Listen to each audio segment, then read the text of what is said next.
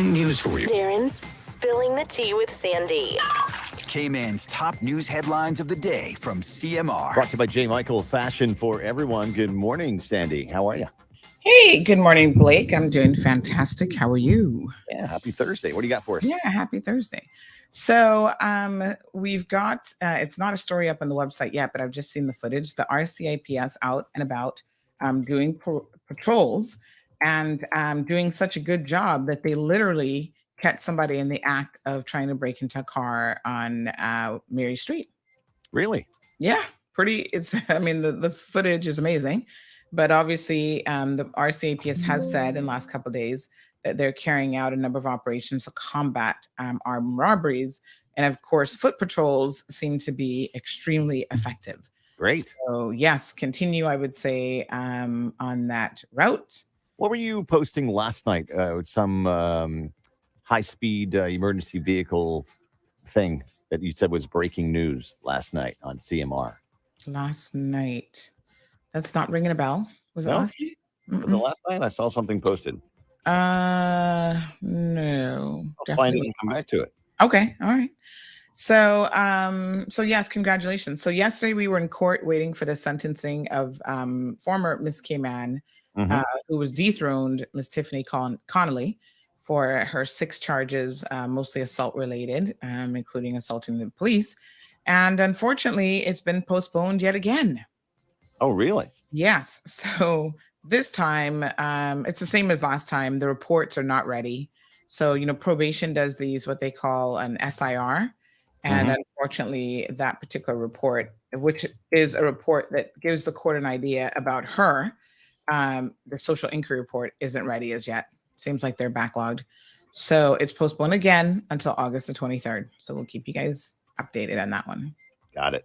All right. The public are invited to share their views on what's called adverse possession.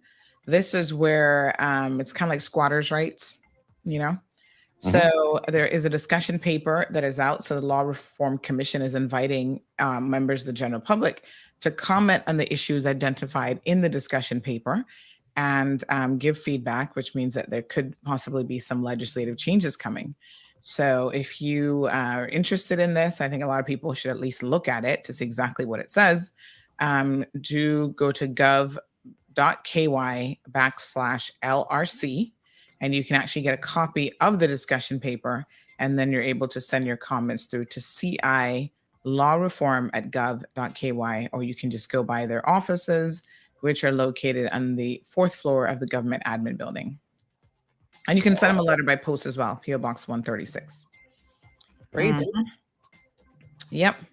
Let me see what else I got for you. Kind of a slower news day today. Right. So congratulations to the Addison Kelly Memorial Scholarship recipient. They have selected their first person. This is the Alex Panton Foundation, has named Jamara Bodden as the first recipient of the Addison Kelly Memorial Scholarship. So it's going to allow Ms. Bodden to complete the final year of a 2-year online master's program in psychology and neuroscience of mental health at King's College London in September. So congratulations to her. And she intends to pursue her Doctor of Psychology degree in the UK as well. Kudos. Those are your news headlines this beautiful Thursday morning. You got time for a quick story? Yeah, sure. So, our British Airways flight 252 is also the same number when it does the Turks and Caicos run. Okay. So a few times a week it does Cayman, then back to the Bahamas. A couple times a week it does Turks and Caicos, and then back to the Bahamas, and then to London, right? So it's still BA 252. Well, on Sunday, the Turks and Caicos British Airways flight back to the Bahamas and then Bahamas to London apparently had a catering snafu. And so there was no catering from the Bahamas to London, except that the flight attendants, I didn't say what the snafu was, but they had no catering. Like nobody showed up with food for the passengers. So the flight attendants went into the terminal to the KFC there in the Bahamas and bought a bunch of buckets of fried chicken from KFC. Why not? And handed it out piece by piece out of the bucket on a napkin for passengers who wanted it. That was the only Oh, catering that they got on their BA flight from Nassau to London. I love that, actually. I mean, I could work with it. I could work with a little KFC in a flight. hopefully they had the booze cart with that. I mean, that would be a tragedy otherwise, but kind of a wild story. All right, Mike. Good one. Bobo, we'll see you tomorrow for the Friday headlines. All right. Have a good one. All right, folks. Good morning. Happy Friday. I've noticed that in the studio today, my little clock has fallen down, honey chow, my little time clock. So I got to see about getting that fixed later on. I'll let Marlon sort that out for me. So give me 1 second. Hold on. Let me grab all my links to send this out to everyone on social. How are you guys doing this beautiful Thursday morning? Mm-hmm. 1 second. Okay. All right. Good morning, everyone. Bigger, better, bolder. The cold, hard truth is taking talk to the next level. Right here on Bobo 89.1 FM, Cayman's community radio. We are still spilling the tea. And committed to being part of the change that Cayman so desperately needs. Join Sandy Hill weekdays from 7:30 a.m. for Premier Access, Cayman Voices, Truthful Thursdays, and much more. Cayman's #1 talk show is now bigger, better, bolder, and more than talk. Getting results with hot topics, consumer reports, court exposés, and more. I've come to set the record straight. I've come to shine the light on you. Let me introduce myself. I am the cold, hard truth. Now, from the CMR studio in Grand Cayman, Live, direct. it's the cold, hard truth. Now, join the conversation on 345-936-2626. That number again is 345-936-2626.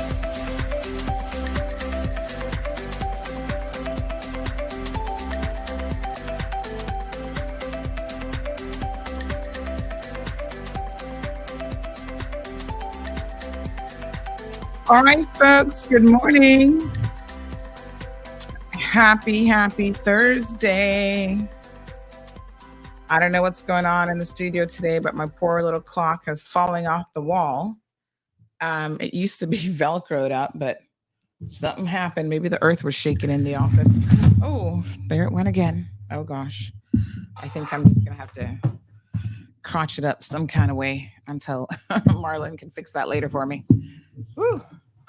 What a hot mess. Oh boy. Yes, good morning. I need this clock because this keeps me on time.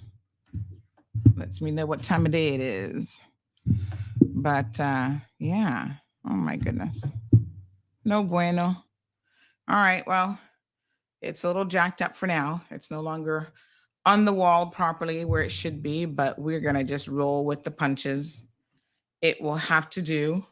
So good morning to everyone. Hope that you guys are having a good Thursday. Let me see who the usual suspects are. Whoa.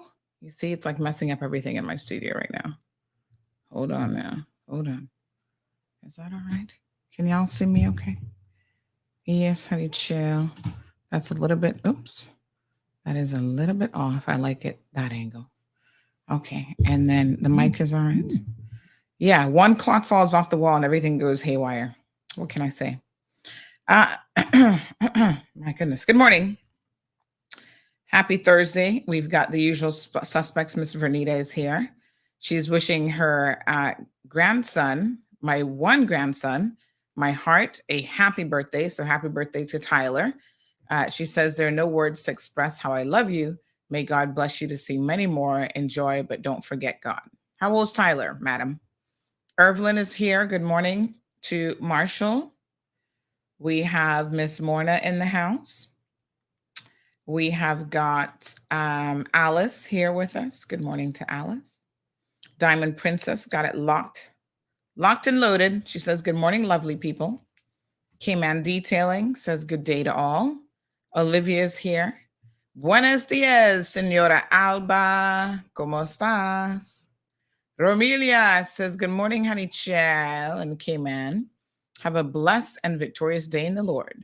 Praise God for another beautiful day in paradise. Amen and hallelujah. Paul is joining us. He says, good morning, my Cayman kind people. Thank you so much, Paul. Wee Andrea, the beautiful Andrea is here. Junior Goldburn is here. Good morning. Right in the back of the class where he likes to be. BA flight is getting ridiculous these days. Oh gosh, really? I'm surprised they didn't charge him for the fried chicken. $5 a leg of fried chicken, honey chow. Good morning, Miss Dean. Good morning, Elsa. How are you, darling? Alice is here. Debbie's in the house. Irvlin says, now I'm sorry I bought my ticket already. Oh, goodness. Well, how else are you going to get to the UK except BA? I don't know. Cecil's in the house. Good morning. Good morning. How are you? So good to see you. Omeria says it keeps you ticking, Sandy, that clock. Miss Carmelita, buenos dias. She says, good morning, Sandra. Happy Thursday. Miss Bonnie joining us from East End. She's saying good morning to everyone. Lavana is here. Dean says, I love your top. Thank you so much. One of my bargain buys, honey chow. Am I the only person who cuts out those, the little strings that come? Only ladies would appreciate this. Men don't have these kind of problems. You know how they put those little strings in your tops and your dresses? Am I the only person who cuts those out? I was telling Miss Stacy this morning, listen, just cut them out from the second you see me bring it home because I eventually cut them out. Just cut them out. Can't stand them. But yes, this is one of my lovely bargain buys. Tommy Hilfiger, but I'm not paying Tommy's full price for this. But it is actually, I love the design. And again, the quality, the build of it is quite nice as well. So thank you, Miss Dean. Lily Boo is in the house. Hello, Lily. Mr. Goodlook says, good morning, Cayman. It's that time again, swanky in hand and ready for some bitterness. Mr. Goodlook, we bring more sweetness than bitterness. Did you know that? We be so sweet around here. We might give you diabetes, honey chia, just like that swanky. You got to be careful not to drink too much now.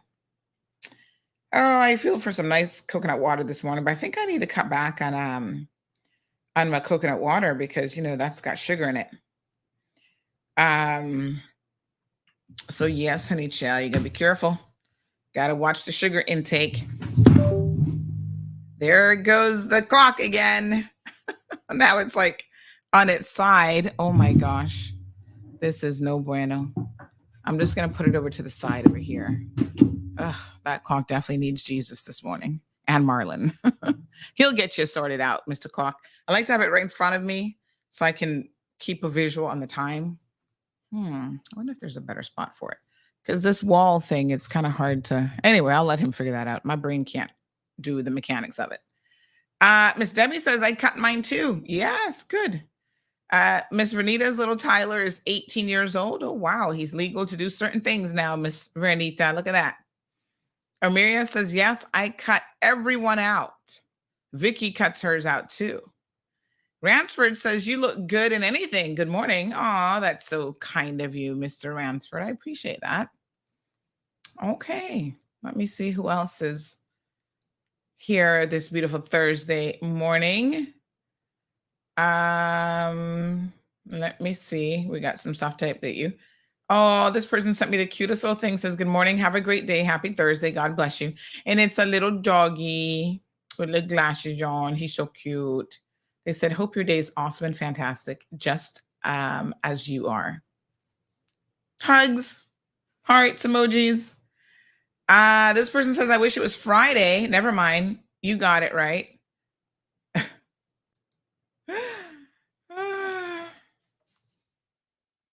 Okay, so someone's asking about the Barbados trip this morning, and we went over this on Thursday.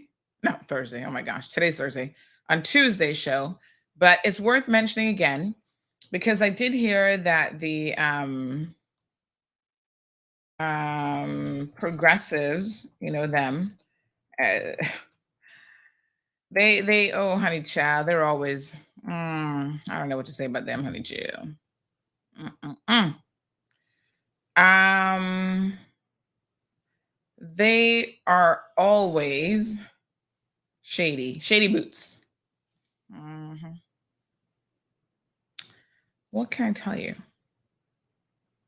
Hmm.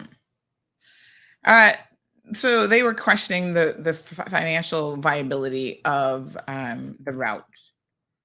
Well, I guess somebody says that's what they do. As the opposition, they just want to question everything, whether it makes any sense or not.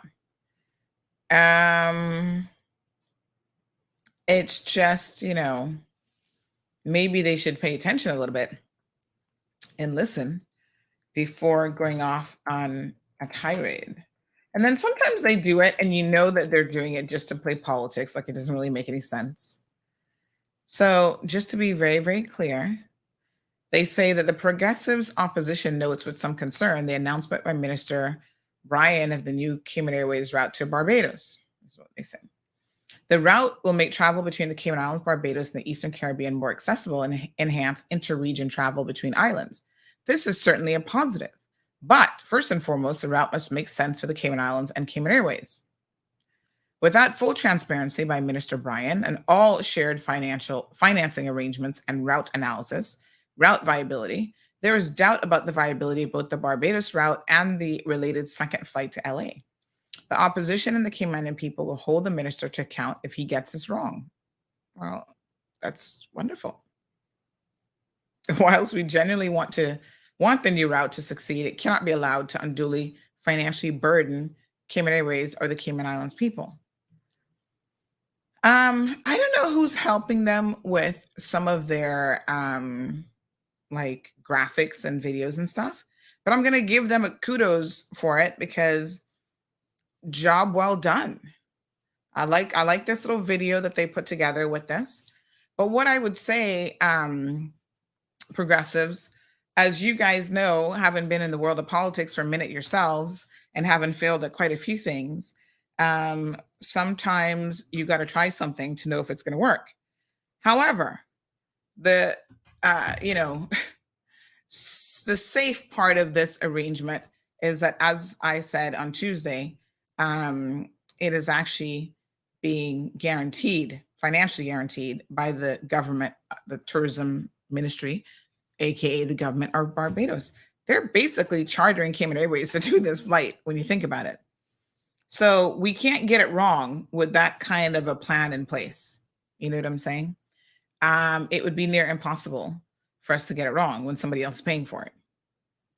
And that gives the route an opportunity in the next year to build up some steam and for us to see exactly how it works. Now, the concept of unduly burdening the people of the Cayman Islands, I want to stress what the chairman of Cayman Airways said. He said, grounded planes don't make any money. The only time that Cayman Airways does not have the capacity to do any more is on the weekends. And they've acknowledged that. They're like, okay, we can't really mess with the weekend. We're using all planes around the clock on weekends. Now, I am thinking, y'all correct me if I'm wrong. Again, I'm no expert. Maybe this is where Cayman Airways could come on the program and talk to us a little bit. But I am pretty sure that the chair of the board, as well as the CEO of Cayman Airways, have figured out the schedule to the point that they know what staff need rest. They know, how long the planes have to be on the ground for routine and regular maintenance, et cetera, et cetera. But I'm going to say it again. Planes on the tarmac are not planes that make money. So we have these beautiful jets that can go longer distances. That was the whole premise under which these contracts were entered into. And I'm pretty sure they were entered into by the progressive government. Why did you buy these planes? Just to take us to Miami and Honduras? That don't make no sense. Okay. And the Honduras flight was not making any money. So let's be genuine. Let's be real.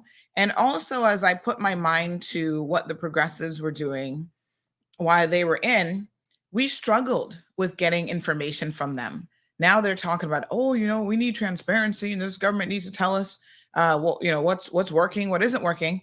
But let me be very, very clear. This is the same government, the progressives, who went about changing legislation, FOI legislation, to make it more difficult for us to get information from governments. Y'all so confused and just salty boots left, right, and center.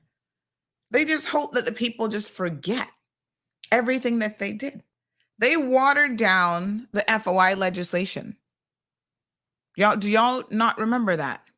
I think I need to go back in my archives and see exactly, when and that was done. Because, all I got to do, listen, one thing I like about having stuff online is you can surely pull it up. So yes, they watered it down.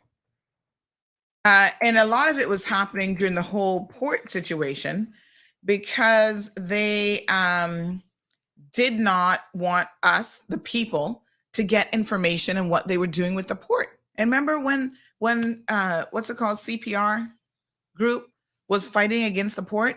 Remember what they were doing even then? Don't y'all be fooled by the shenanigans now. Yes, the opposition's there to oppose everything, I suppose, but do not forget their track record.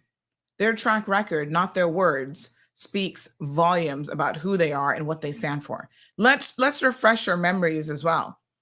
The Ombudsman's office finds cabinet office breached the FOI law as Alric Lindsay wins his appeal. That was back in February of 2021. Good morning, caller. Good morning. How are you? Triggered by your comment. Mm-hmm. Remind me of how they I'm trying to find the article in relation to this, but remind me on their watering down. And remember how they even changed the legislation, like people who wanted to challenge government and how they could do so.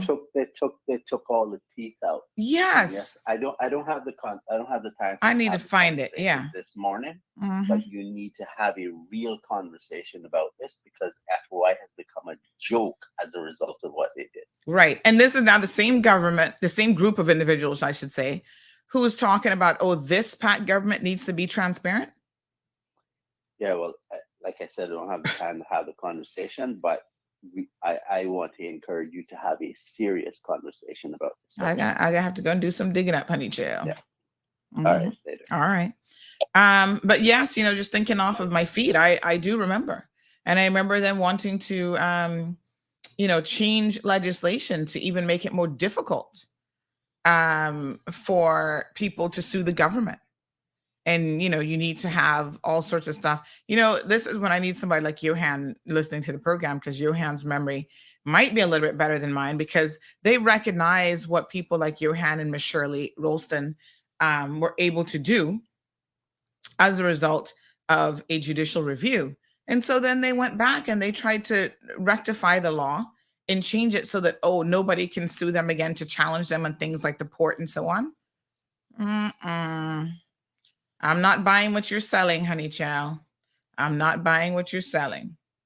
And this is the same government who gave out more PR and whatever over their tenure than anybody else, and they want to talk foolishness. They better step carefully, because when my memory starts to trip back in, they're going to have a problem. Mm-hmm. Yeah. I'm remembering.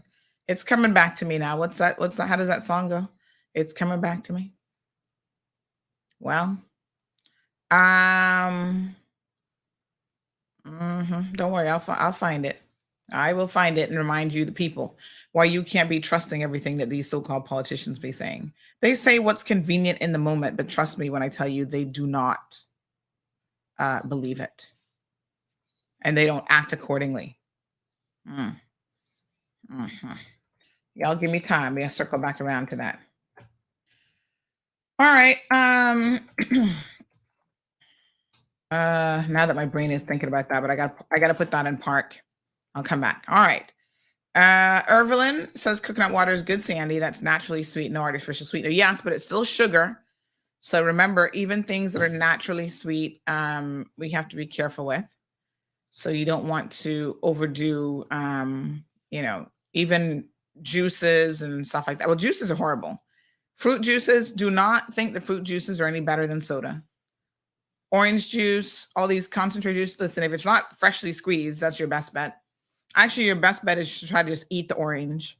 But occasionally you might want a little juice or whatever, but you've got to be very, very careful with juices because they are loaded with sugar and they're actually no better, really, than sitting down and drinking a cup of Pepsi or whatever in the morning. So take your time, have your tea, and have your water.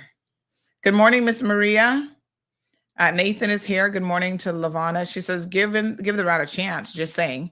I mean, yeah, the route hasn't taken off yet. So, we don't know exactly how successful it will be. A lot of it will probably come down to marketing the route to all the different geographical areas that they're focused on.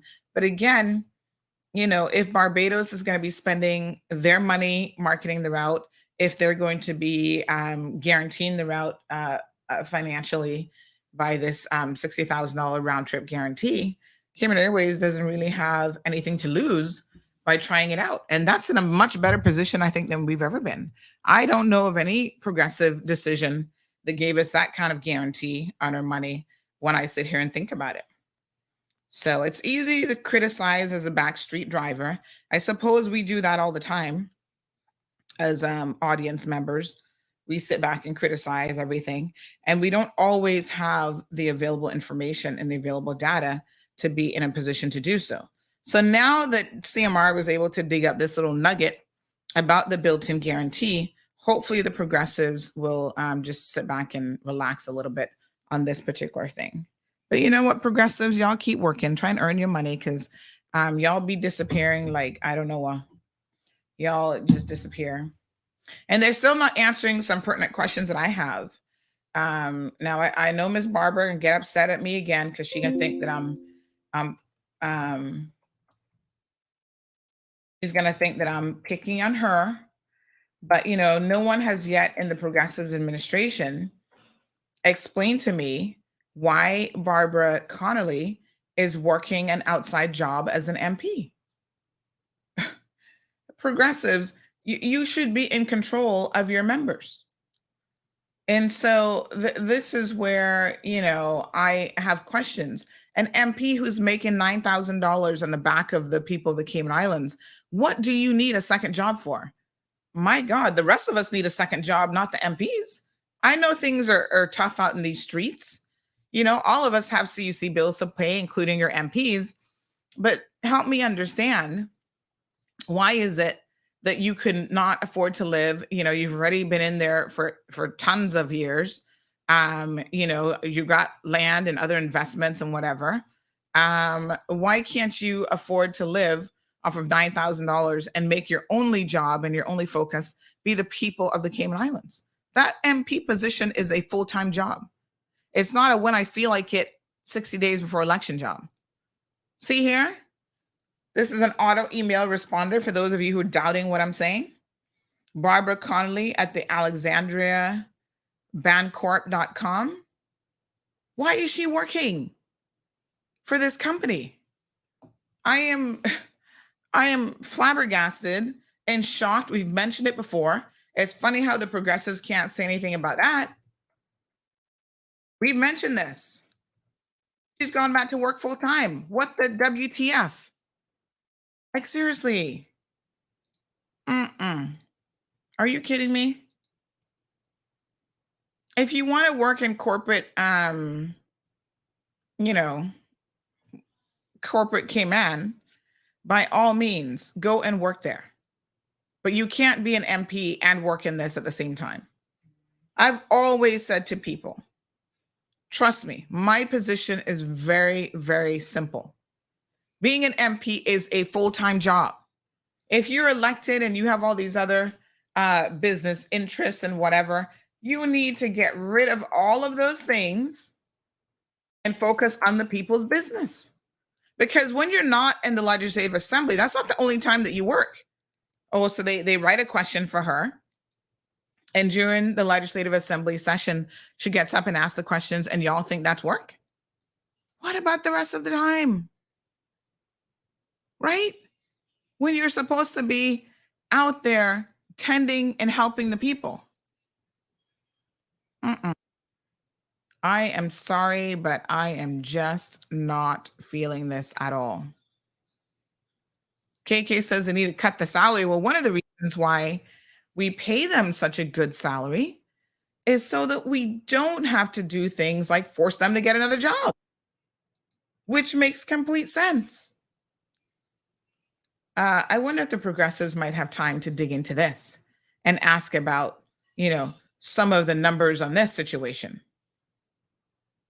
Come on now. We'd like to know. How many of y'all have side businesses already? I mean, whatever. If they're not actively involved in those things, I don't necessarily have a bone to pick. But when you are working a full-time job and also an MP and collecting a salary, honey child, I've got more than one question for you. Alejandro says this sounds like greed to me. Wanda says it's supposed to be a full-time job, but they actually have to work, right? No, sir. Alejandro says they're looking at you, Sandra, and saying, watch me with a Coca-Cola in my hand. Oh my goodness. Put that Coca-Cola down. That is not healthy for you. Angela says, will the Barbados route bring in as much tourism to Cayman as the Cayman Islands as other routes? So, I think there's a possibility of inter-island tourism, but for me, the strength of this route is number one, where you're going to actually get people coming from and to and, going through Cayman is a transit point to actually get to California. So, if people pay, and let me be very, very clear, Angela, our tourism numbers are actually extremely strong at this time, post COVID recovery. The numbers are really, really good. And thank God, because cruise tourism is a whole other situation. Cruise tourism, is going to take a hit. Now, interestingly enough, the Progressives representative, deputy leader of the opposition, Mr. Joey Hugh, has up a statement about Cayman's cruise tourism is in peril. And of course, we know that these are the same people who wanted to, build the port. The cruise port, the cruise berthing facility. And the people resoundingly said no to that. And it's funny because now they're back, kind of pushing that agenda again in a little bit of a softer way. But they were hell bent on not listening to the people. Do y'all remember what happened? The people, CPR group, Ms. Shirley Rolston, had to actually sue the government to try to get them to even have a referendum on this extremely important topic because they were refusing to do so. They were going to just steamroll us with that port idea, no matter what we did or what we had to say. And even when the people said no, they were protesting like, nope, all these signatures, they still took and wasted the people's money and sued the people with the people's money. Cara, good morning. She says, want to know my juice? And I go cost you less and get on ourselves a watermelon. Sit, eat that, and get the best natural juice from it. Best believe you'll be well hydrated. Oh, yes. Well, watermelon's mostly water. That's why they call it watermelon. Miss Irvelin, thank you for that comment. We do have a caller. Yes, I see your guests. Don't worry, Catalina. I see them loud and clear. Good morning, caller. Welcome to the program. Good morning, Sandy. Hello, darling. Nice to see. Hello. It was so nice to see you yesterday. But yes, it was actually the day before yesterday, but it was still good to see you. Oh yes, yes, true. It was. That is so true. Yes, I must be getting older. Child, that's okay. We're all getting there, and you know what? It's a privilege denied to many, so we're grateful. Yes, what I have to say about the port is I've been into a few places in the Caribbean that do have that their cruise ships can dock right in, like our cargo and stuff like that. And guess what? Those people seldom have to take a taxi. They seldom have to take tours. They seldom go to patronize the restaurants, the local restaurants, or the restaurants that we have right on Georgetown Strip, West Bay Road, and all like that, because they walk it, and even if they're not eating, most of the time they're not eating in that port that they're in. They just go right aboard the ships again and have their lunch because that is already paid for. And they just walk about, take a few pictures, and then they go back on the cruise ship. So what benefit would that be to Cayman? I would like for Joey or anybody tell me the difference. You know what they need to do? Travel, but not travel on government money, and see these places that is begging for cruise ships, begging for tourism, and even though our tourism is up, Cayman Airways is not bringing all of them. Make I tell you, most of them are bought in by American Airlines, which makes 3 trips alone to Miami during the week, and I don't know how many trips they make on Sundays or the weekend, I should say, but they do. And do you know? And I'm gonna say it, and I know I get backflack and all that. Do you know that these MPs, most of them are paid more than some of our jet pilots, Cayman Airways jet pilots? And I know that for sure. I know that for a fact. They had to beg for years and years for a pay raise, not go in there and say, I'm going to raise my salary to 2,000 or 3,000 more per month, like some of our MPs did. So don't kid yourself. And they should be attending to the people and the people needs, because that's what they promise, and that's what we're paying them, highly paying them for. So who they think they're fooling? They can fool a lot of people that would listen to some of their stupidness that they're talking. But really, I know these things for facts. Yeah, and we need to look at their actions, not so much what it is that they're saying, right? Because as them old people can say anything. Exactly.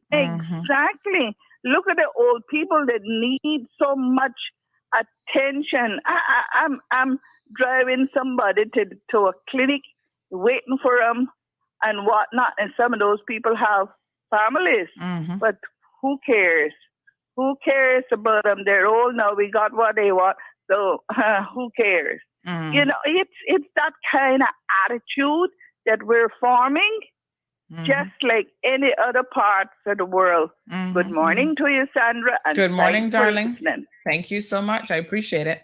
And while the progressives keeps going on and on about the importance of cruise tourism and that we need to bend over backwards in order to serve that market, I want to remind you that there are other places in the world who are actually cutting out cruise tourism completely. I'm trying to find this article. I remember sending it to Renee so that we could cover this and do a story on it. But what country? Oh, gosh, I want to say it was a European country. Give me 1 second. Let me see if I can find it. But they've actually just said nope to cruise ships. They're banning cruise ships. Cruise ships, to be quite honest, really pose a serious problem for a lot of jurisdictions. The pollution that they bring in And as Jim, I'm reading your comments this morning, Jim, thank you.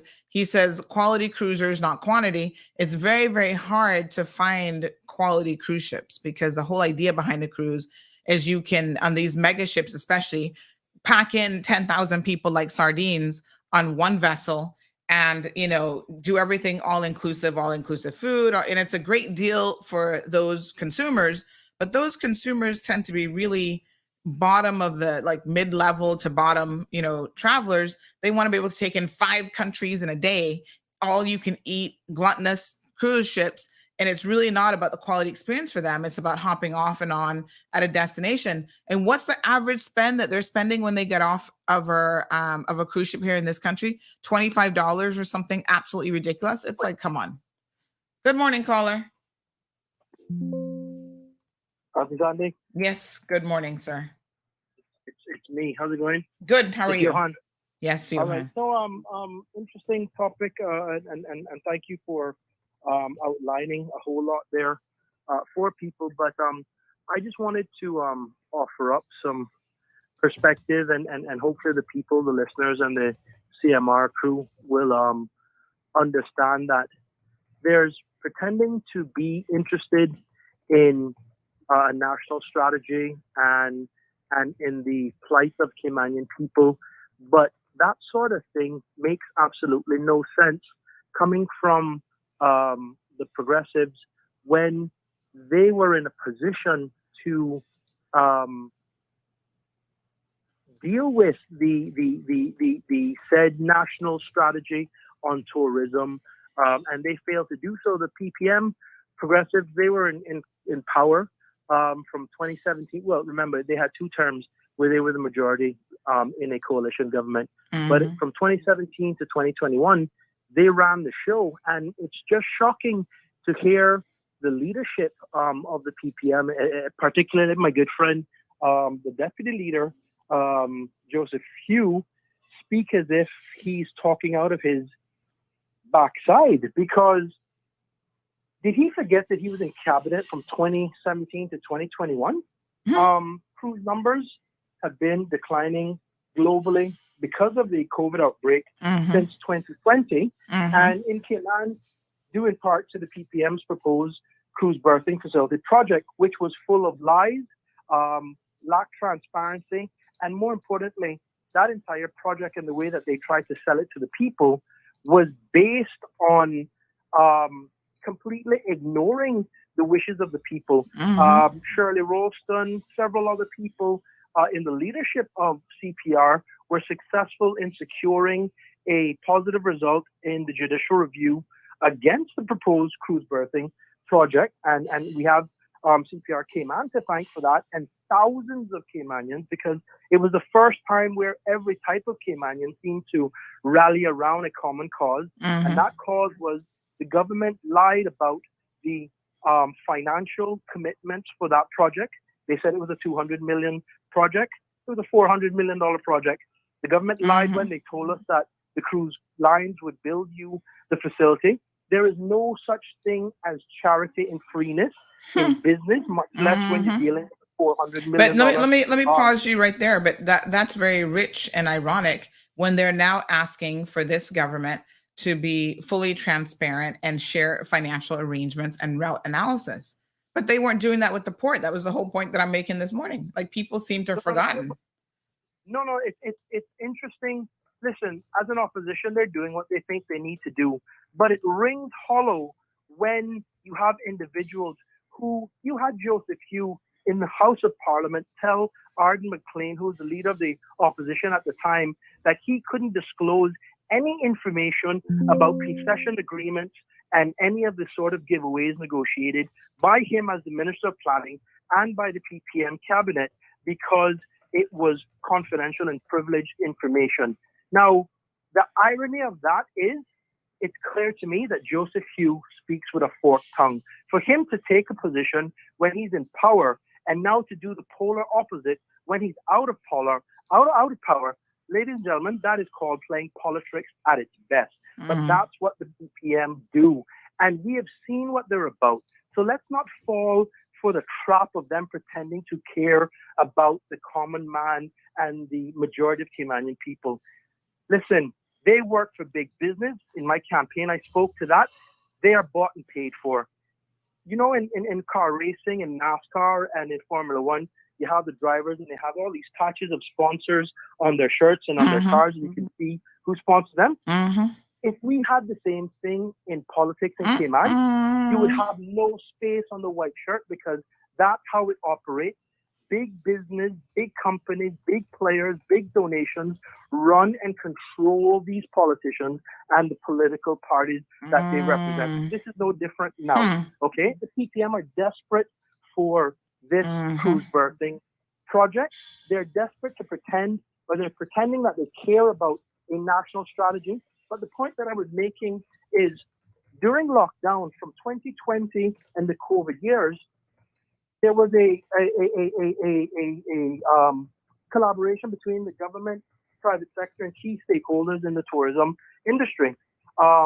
They worked together and came up with this thing called the Strategic Economic Advisory Council, CEAC. A group for tourism identified the priorities and the solutions to address all of the issues in the tourism industry, including cruise-related matters, short to medium term. Did Mr. Hugh forget that? The PPM and Mr. Hugh had 18 months to implement the suggestions and the strategies and the plans and the key initiatives before there was a change in government at the end of the April 21 period when TAC took over. My point is, the reality is the PPM and MP Hugh chose to do nothing with all of that information, with the recommendations coming out of the SEAC reports on tourism. They were given a roadmap by SEAC with all the viable solutions, and now he's pretending to be ignorant as to what needs to be done. Why didn't he and the PPM implement these solutions, strategies, and recommendations when they were in power? Exactly. People need to wake up and understand campaign season has begun. Absolutely. In full form. Okay? Absolutely. And we do have guests waiting, and I don't want to keep our guests waiting any longer, but I will say this. To that point of talking about, where's the policy? The question really they should be asking themselves is, why didn't they leave policy behind through their chief officers, right? And through the respective ministries? You don't clean out and take every single thing so that there's no continuity when you change over governments. So that's a very, very good question for the progressives. Listen, the information there, the reports and the findings were shared in the public domain. So for the PPM now to pretend we're concerned and where's the policy and where's the this, why didn't you do it when you were there? And you have the report. Why don't you share the report instead of pretending that you don't know what's going on? Listen, we got too many issues going on with this country. The last thing we need is a cruise birthing facility or any sort of initiative that will cost us, the taxpayers, even more money.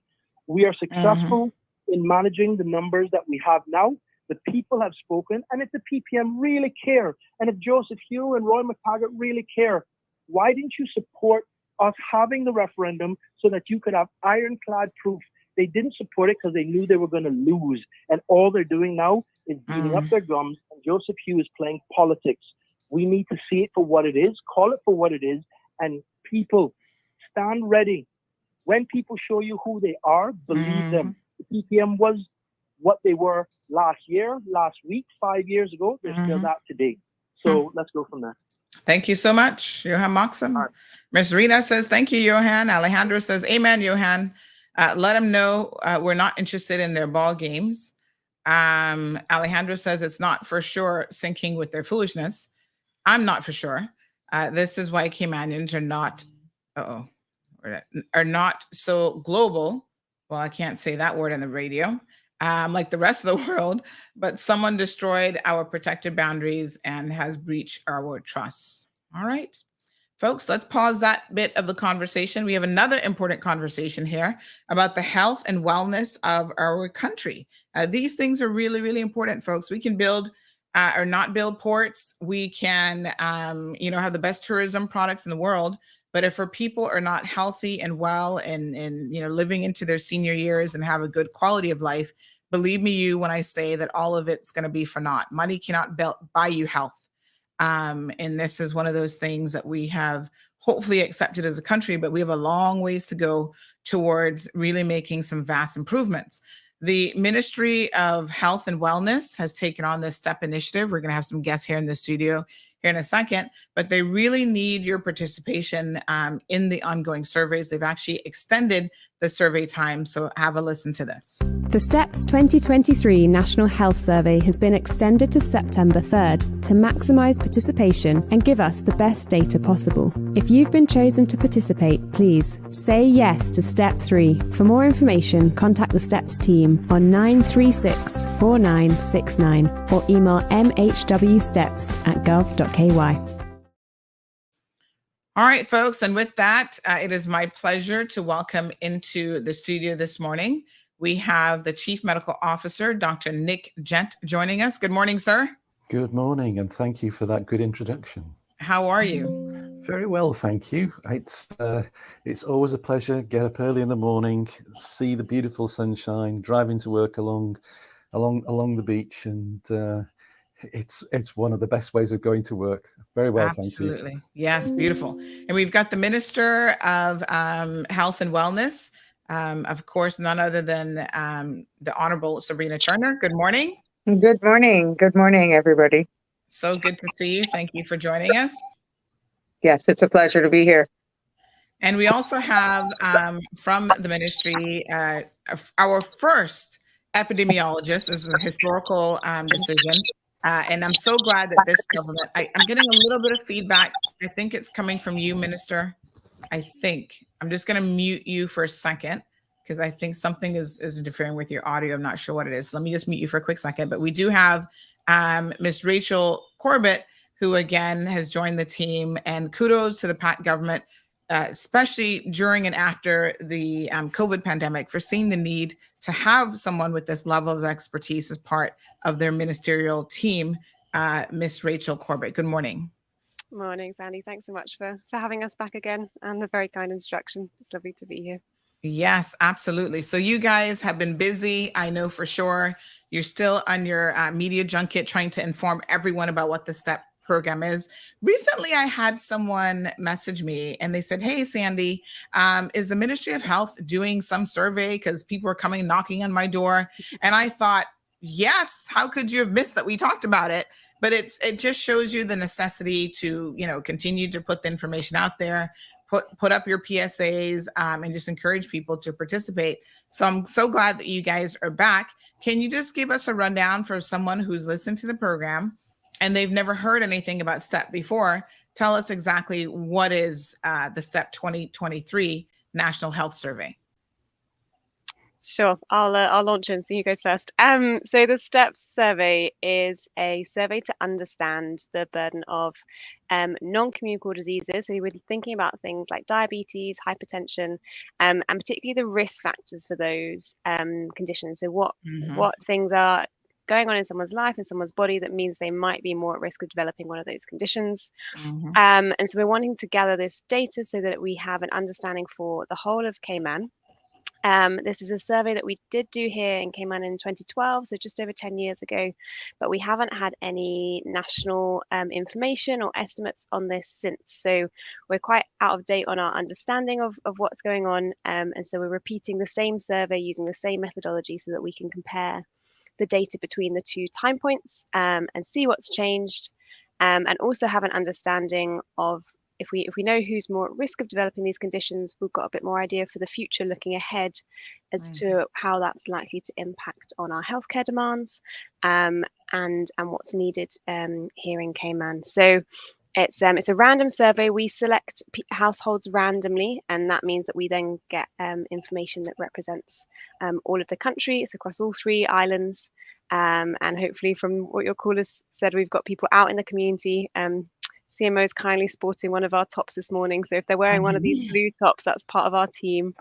And they'll be knocking on people's doors and asking if they're willing to take part. Beautiful. Absolutely beautiful. All right. So, Minister, of course, the first time again in the history of the Cayman Islands, you've taken health and wellness and put those two together. Why was it important to add a wellness component to the health ministry? Oh, sorry. Let me unmute you. There we go. My Bigger apologies. feedback. Yes. Okay, I'm good now. It sounds better. Okay, There's good. a little bit It of a was important to add the wellness because health is not only loom and gloom, it is 360. And we, from the beginning of my tenure, we wanted to look at it full scope. So the wellness arm is also key, which is why it is important for us to do a survey of this nature so that we can actually get into preventative care and not be reactive, understanding that the more education we get out there, the more surveillance we do and collecting the data, which was seriously lacking. We policymakers like myself and the government will have it a much easier time in, for example, allocating funds and making sure they go where they need to go. So it was very important for us to add that wellness component, get the data, but for us to get this data, events like this has to happen. Mm-hmm. Absolutely. And Dr. Jet, can we talk about, from a public health perspective, again, why this information, how it's actually going to be utilized in making decisions at the ministerial level, making public health decisions, and deciding where money is going to be spent, what sort of maybe programs and campaigns that we will then see in the future? Certainly, thank you. I think the first thing we've got to start with is health services, which is what people mostly think of when they think of health and the Ministry of Health. They're picking up the pieces. They're dealing with end-stage disease. They're often dealing with disease that could have been avoided or could have been mitigated by people having a healthier lifestyle. And this survey is really looking into those group of preventable or manageable diseases before they become serious illnesses, which limits people's lives and length of life and quality of life. So we're looking at all of those things which we can do to help people look after themselves. And these things are probably one of the biggest burdens of disease. We're looking at the precursors to heart disease, diabetes, chronic lung disease. These are the things that takes years from people and makes the last years of their lives miserable. So that's what we're looking at. But to know what to do, one of the issues that we need to know is what is the scale of the problem. We know to an extent the scale of the end stage of disease, but we really need to know who, why, and where have got the poor lifestyles, have got little access to exercise, who smoke cigarettes, all of these kind of things. Plenty of anecdote, but no real hard fact. And particularly, we need to know what has changed. So looking at this year to 10 or 11 years ago and being able to see where the growing problems are, because some problems might be disappearing and we don't need to concentrate so hard on. We need to know what are the issues which are underpinning ill health, poor health now. And step one is going to tell us, the step one part of the survey tells us about all those precursors to poor health. Step two gives us some ideas about the heart disease and the risk of diabetes in particular because of looking at people's blood pressure and looking at their height and the weight. Step three, which is what we're really coming on the show about today, is the bit that people are a bit more frightened of doing, and that is going for the finger prick test, which will tell us what their blood sugar levels are and tell us what the fats in the blood levels are, so that we know from step one what the risk factors are. Step two, where things have progressed and there's actual evidence of incipient disease, and step three tells us the prevalence of things like actual or incipient diabetes that's actually there present in the population now. So it's telling us a lot of things about different things at different stages of people's lives. And that gives us a justification for, myself and Mr. Rachel to go to Minister and say, hey, we need to change what we're doing because there's a burden of disease now we've got to care for, but we want to see a healthy, fit Cayman over the next 10, 20, 30 years, and particularly influence families so that parents influence children and we start to get generational improvement.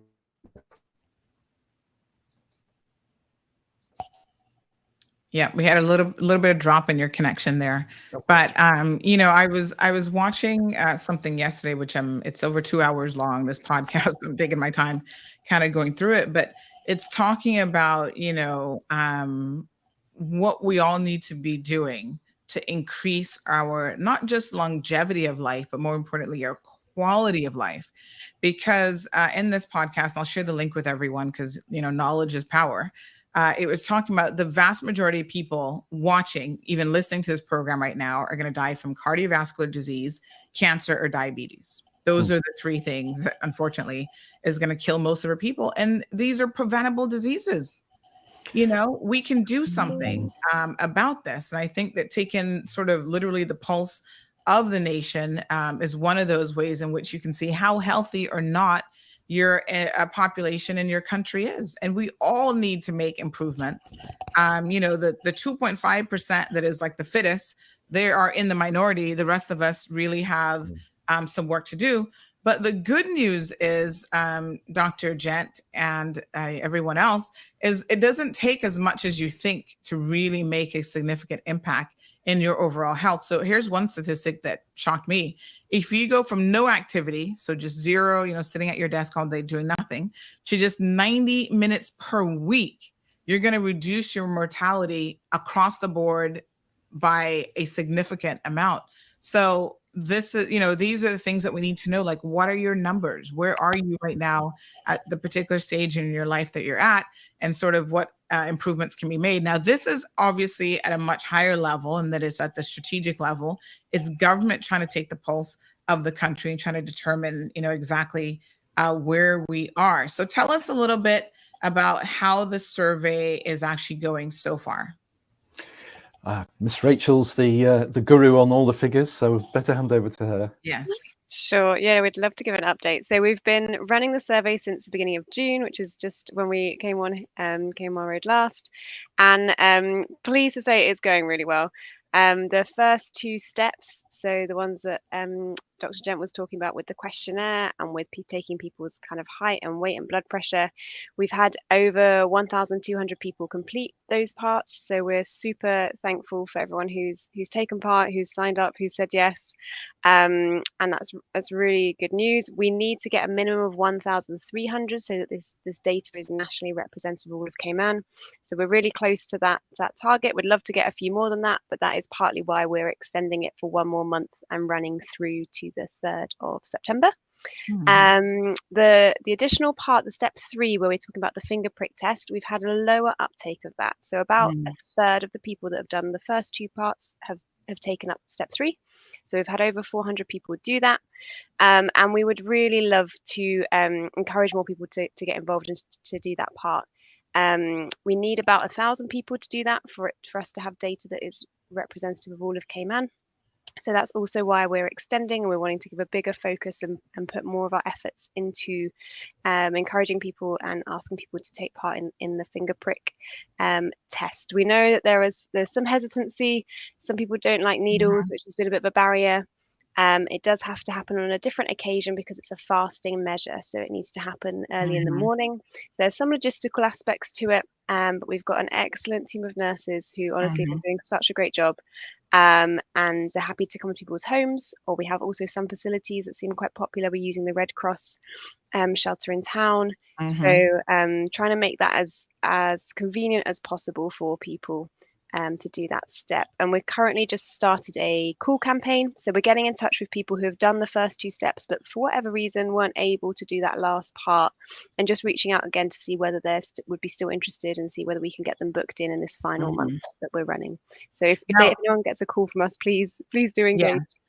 Yes. Just to clarify, is it the same people that participated in steps 1 and 2 of your survey? Yes. Okay. So we've randomly selected these 3,300 households that we've approached in the community.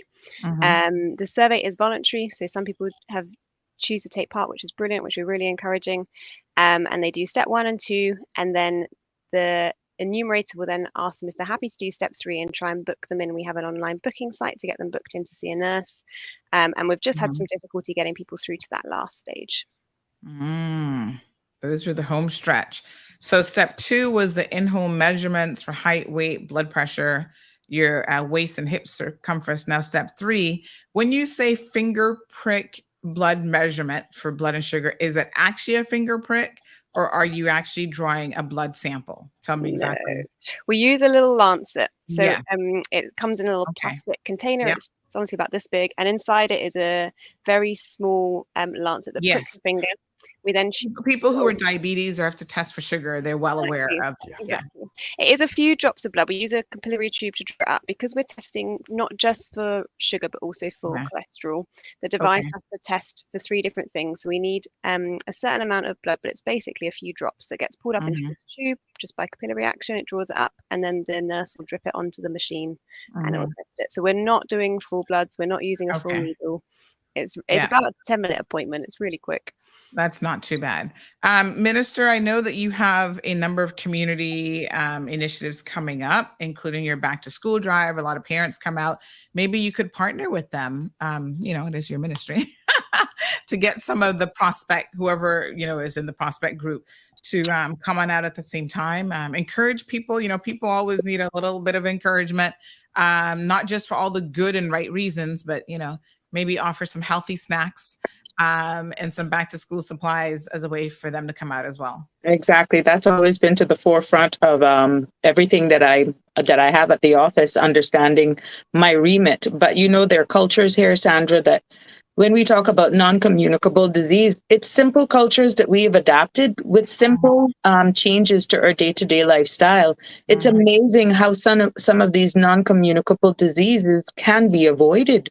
Like the sugar intake. Now, your mac and cheese with all those cheeses, for example.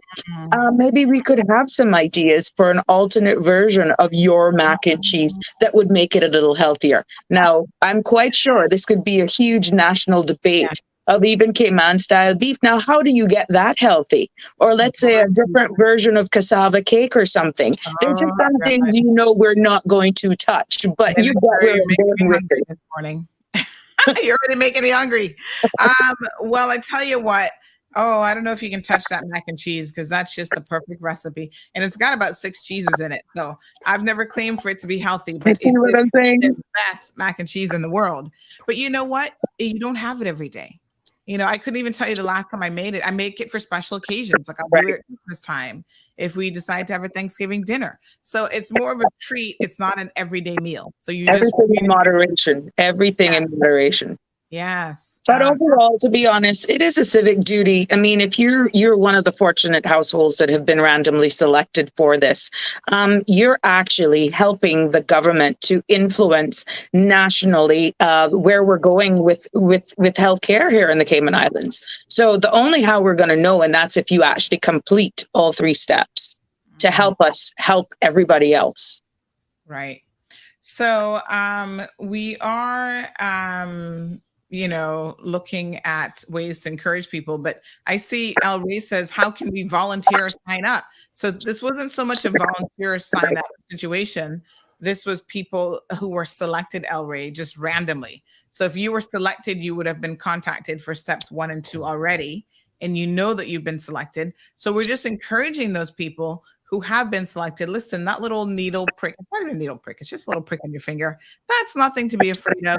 Help them get all of the data, because having incomplete or partial data is not going to, be particularly useful. Help them collect all of the information. And then that's how, you're amazing and how you're helpful to all of us, really.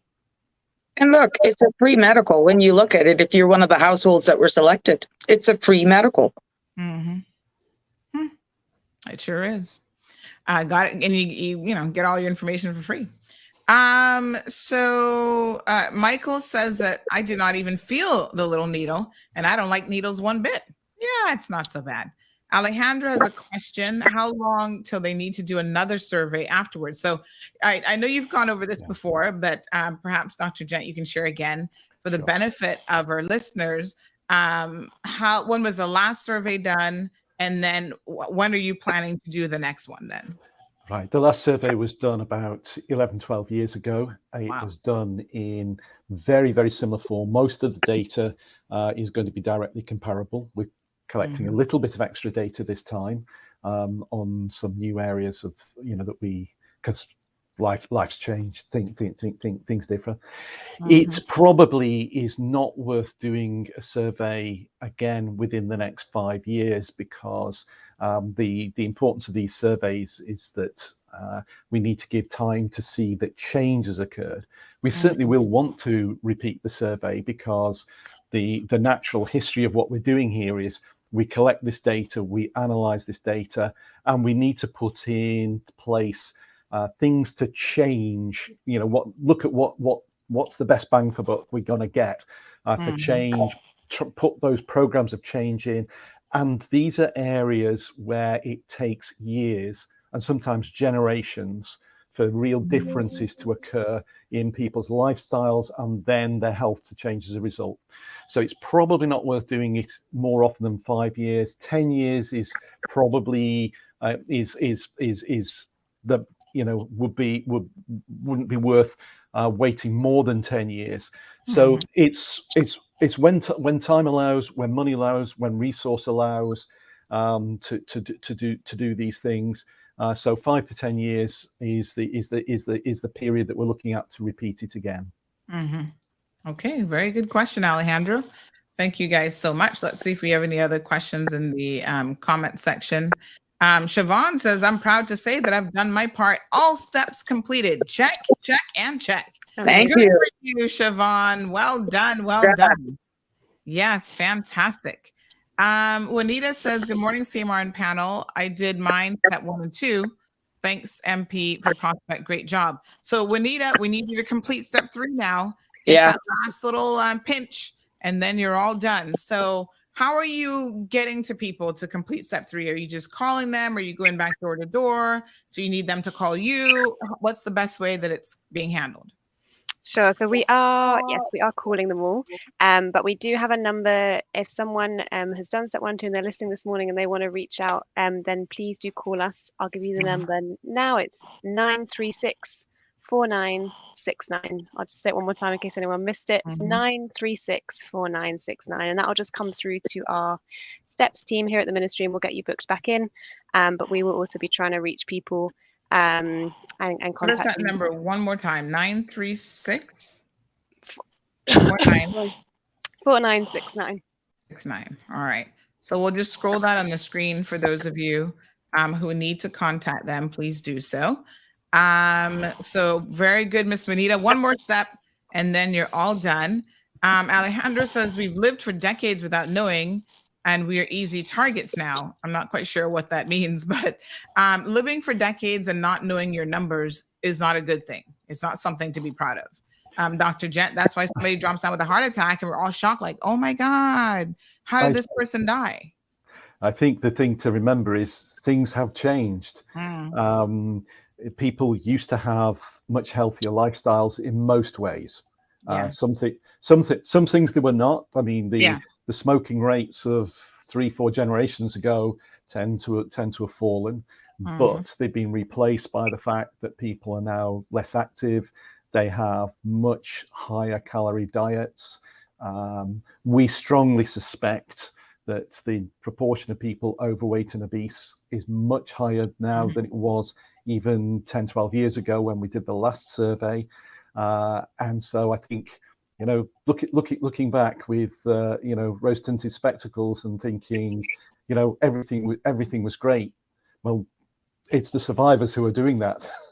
It's not the people who've unfortunately left us because of ill health that could have been avoided. And I think now, of course, the resources we have to enjoy our lives and for our children and grandchildren to enjoy their lives have never been as good as they are now. And if you can't want to live a long and happy life in this world now, when could you have? It's a great place to be. And if for people like me who this is the first year I've ever experienced living in a place like Cayman, I mean, this is just fantastic, folks. So get that long life, get that healthy life, but don't believe that it was wonderful in the past. It wasn't. There were different problems there, but we're replacing them with bad habits now. Other bad habits. Bad habits are always creeping in. Sandra, if I could put a little context to this, just as an example. I was speaking to someone in the insurance industry a few weeks ago, and the conversation came up. You know, when you go to get a mortgage for your house or just get life insurance overall, what was alarming in the last couple of months, they have seen after the medicals, subject to getting your policy, that they were coming up with persons who were just oblivious that they were hypertensive or in some cases diabetic. In one particular example that was given, you know, persons found themselves at the clinician's office and the ambulance was called because the blood pressure was just through the roof. And these were people that were just walking around and just trying to finish, let's say, that due diligence or that final phase of signing off that acceptance letter for their first home. So to say that we've been living longer and we're not knowing our numbers, do you want to find that out when you're beginning your family, being your first time homeowner and saying, oops, oh, now you're sick?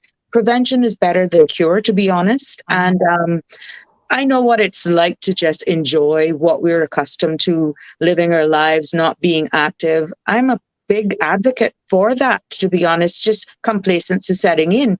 But the older we get, we have a more purpose for our lives. We see life totally different. You tend to make those changes, which is why the results from this STEP survey is critical. It will also show that this is not just a Ministry of Health and Wellness government agency. We will, and it's encouraged that we will be working closely with, let's say, social development, youth, sports and culture, even education. So it's just not isolated to health and wellness if we're going to impact the well-being and lives of our nation. And the great thing is we are first time getting local data in order to drive policy and be more informed as cabinet and an overall government to make decisions. Very good. All right. We've got a question here about whether or not step 3 can be done on a Sunday. Akina, thanks for the question. Yes, it can. All days of the week, we offer appointments during the week between 7 a.m. and 9 a.m. And then at the weekend, we extend that a little longer to 10 a.m. Beautiful.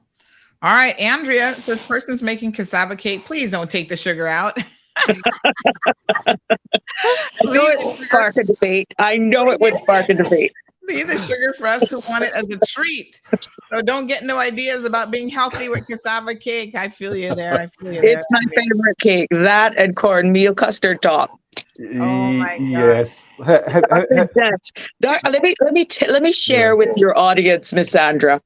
Since Dr. Gent has joined us here in the Ministry of Health and Wellness, let me tell you something. He is the junk police. If he hears a bag, he assumes it's a bag of Cheetos or Doritos or something like that. And we have to literally steal, like if we want a little KFC or a little Burger King or something, he knows, and he would literally remove it from your desk. But what it has allowed us to do is to remain conscious, because you know our day-to-day lives in here, sometimes we can't out. But what he has done has definitely brought us an awareness. What are you choosing to put in your body? He don't mind fruits. He even bring fruits. There's a table out there that once upon a time used to be filled with all sorts of chocolates and pastries and patties, which we're not saying that's bad. But now Dr. Gent, our CEO, make sure our basket is full of healthy bars and fruits. And yeah, he keeps tabs on everyone in the ministry. Food police. Yep. I like it. I like it. I'd quite like some of those, please. Yes. A lot of times you don't have to. I mean, I think some people feel like you have to go all or nothing, right? You have to be extremist. It's little changes that can make a significant difference in your overall health. I mean, when I think about doing nothing, 0 to 90, that's just 90 minutes per week. Like, surely you can find an hour and a half a week to increase your exercise. Imagine if you did even more, the additional benefits that you'd reap from that. So Al Ray, he's a bit of a fitness guru himself here. He says plenty processed and junk foods. people are being less active and living a sedentary lifestyle. And those are literally some of the things that are killing us. And, a lot of us have jobs where we are working in front of computers all day. Our grandparents were out and about. They're walking up and down all day. They were out in the fields. They were just by the nature of the times, just more active than we are. So of course that has taken a toll, on our lives. So, Yeah. And here we are talking. I know we're here just informing and encouraging people about the STEP survey and completing step 3, but we notice where globally we're going through a heat wave. We understand that we have many people out there working outdoors, on the construction site, gardeners, and just people doing things around the house. It is important that we remind persons to choose water instead of those sugary drinks. These are some of the things overall health to avoid those heat stroke or those heat being exposed to overheating. So these are all a part of wellness. If you want to just expound on wellness, simple little things like that. So instead of popping that Coke or that sugary beverage, it's best to do water. Yes. I mean, and the Pepsi tastes good. I know people love a Pepsi and a patty, but it's not good for you. So Pepsis have been, I don't drink them every day, but they're really my Achilles heel because I do love a good cold Pepsi every once in a while. But I'm treating Pepsi like alcohol because I think most people know that I don't really drink. Yeah. I don't drink. And so I put Pepsi in that same category. I may have it every once in a while now, but I'm really trying to get to the point where I can eliminate it. And as you say, drink lots of waters. You can drink teas that are delicious and good for you. Make them. I know you and your teas. And then you can infuse your water, with different pieces of fruit. We are in the summer, which for Cayman, it's always pretty much the same season. But I must say, this time of the year, it is hotter. And you're more available to get, let's say, pieces of mango if you want to infuse that into your beverage. You have your lemon wedges that you could put in there that has excellent benefits to even the alkaline in your stomach. Simple little things that have benefits. These are healthier alternatives. Miss Irvlin had a good laugh about the junk police. Junk food police. Dean Sinclair says old age is not an easy life, especially if you don't have the kind of people who have patience for caregiving around you. Andrea says, keep up the good work, Minister. It just shows how much you care about the lifestyle of people on our islands. Miss Paula, good morning to you. Miss Juanita says she's on her way. Yay. She's done her stick, her weight, her pressure, her sugar levels. Everything was good. Pressure, the nurse said I was complete. And she was the last to come by to complete it all. So very, very good. Irvlin says, wait until that doctor shows up at your door. Your fridge will get a detox. Actually, I must say that I don't really have a lot of junk around the place. Now, I do have a sweet tooth, so I have chocolates. But you know what is so funny? I have chocolates here that I'll go months and not even open the bag. Miss Stacey can tell you. She's like, why do you keep buying chocolates? And I just store them here, but I love to give them away to people and stuff as well. So yes, good stuff. Jim says, send a club soda with lime or lemon, refreshing like a cold Pepsi or Coke. I could say with a good bag of popcorn too, but at the cinema, but not every day. Yes, of course. All right. So tell us then for this step 3 of the survey, how is it going to shape policy for the Ministry of Health and Wellness? Okay, if we just take one example, and step 3 is particularly good for this. I strongly suspect that the biggest single preventable or manageable disease, which is giving rise to severe disability and associated disease, is going to be diabetes. Now, in planning the future care, we need to know from steps 1 and 2 how many people are likely to become diabetic into the future, but more importantly, how many cases of diabetes, if we can get people to look after themselves, could be avoided. But step 3 also tells us how many people have got actual diabetes or incipient diabetes and don't know about it. And that will give us what we call a prevalence figure. We'll know what proportion of people on the islands are currently at danger if they don't get good care and management of developing severe diabetes and complications of diabetes. So that figure is absolutely crucial to us, because one of the areas that we're thinking about at the present time is, do we have a good management program for people who have got early diabetes? Because in the past, diabetes has just been thought about really as a medical problem. Yes, you've got diabetes, here's your prescription, go away, eat well, but just keep coming back for your prescription. And suddenly, 10, 20 years later, somebody's got gangrene of a leg, they've got kidney failure, needing dialysis, they've got heart disease, needing stents put in, they're starting to go blind because of blood vessels growing behind in the retina of the eye, another complication of diabetes. Diabetes has got hundreds of complications. Right. Now, if we get people early into diabetes management programs and really strictly control their diabetes, and we manage all the other aspects like keeping an eye on their peripheral circulation, keeping an eye on the development of any heart disease, keep an eye on the state of the kidneys, make sure that their eyesight is protected, because we can intervene early, we can't intervene late. We can't give sight back, but we can do things like laser treatment to treat the early diabetic complications. So if we're looking at having an aggressive way of managing what is probably going to be the most pervasive disease that we've got, which is taking away people's middle age and older age from them, and giving them taking the quality of life out, we need to know how many people we're planning to look after, what sector they come from, what age groups they're coming from, which genders, and we need all of that. So step 1, 2, but including step 3 will give us that planning data. But without it, we're blind. And if we're considering investing what might be significant amounts of money in transferring from late complication treatment to early disease management to make sure that people stay healthy, or even preferably never ever get that disease, because we've had good successful interventions in schools and wherever to get rid of the precursors. But to do that, we've got to be able to make a case with real fact. We've got to know how much we've got to spend on what programs, where and with who. And without this data, we're only guessing. And if we're guessing, we'll be getting it wrong. Correct.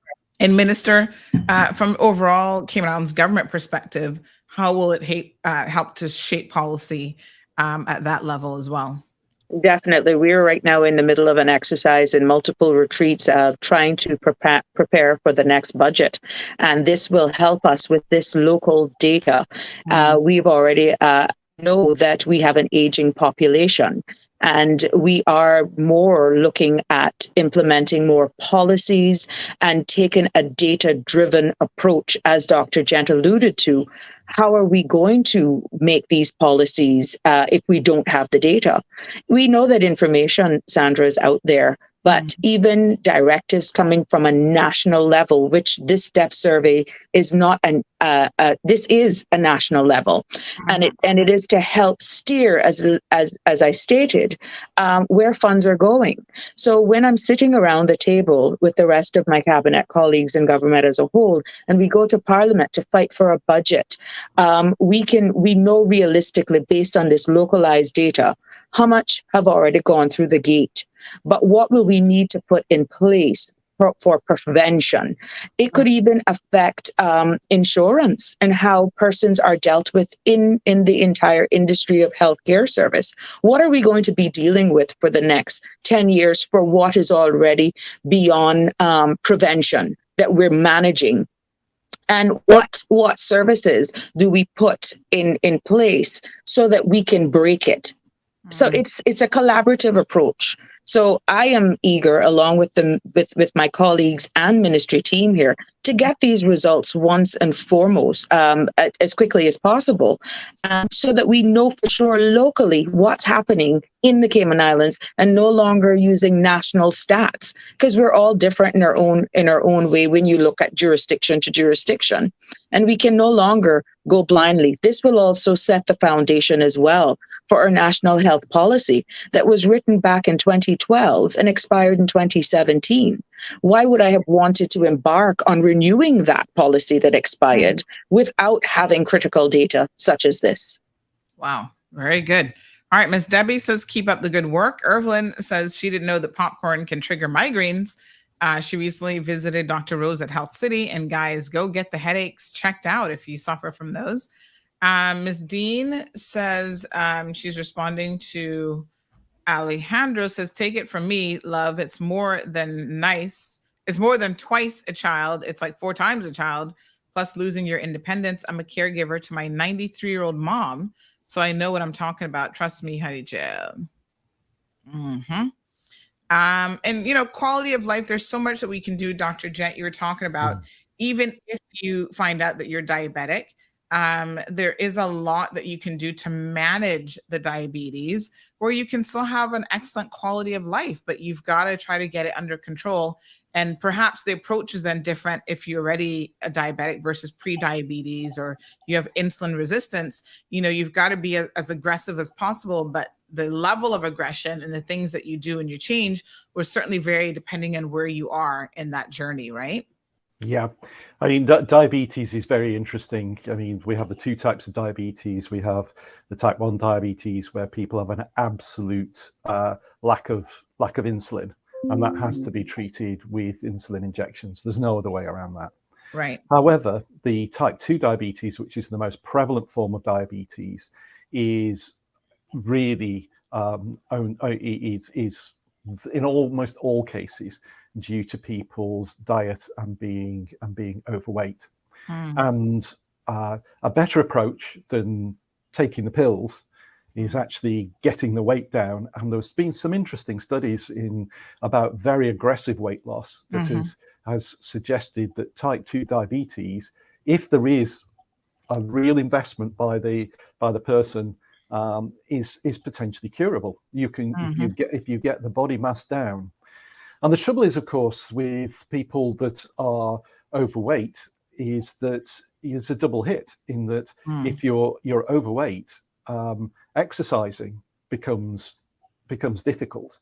People get breathless. You know, people are uncomfortable, and people cannot invest in the amount of normal exercise, like that 90 minutes you were talking about. It's a good figure, you know. But if you're overweight, and you know, you get out of the chair, you get out of the house, it's hot, and that being overweight, the heat is particularly difficult to cope with.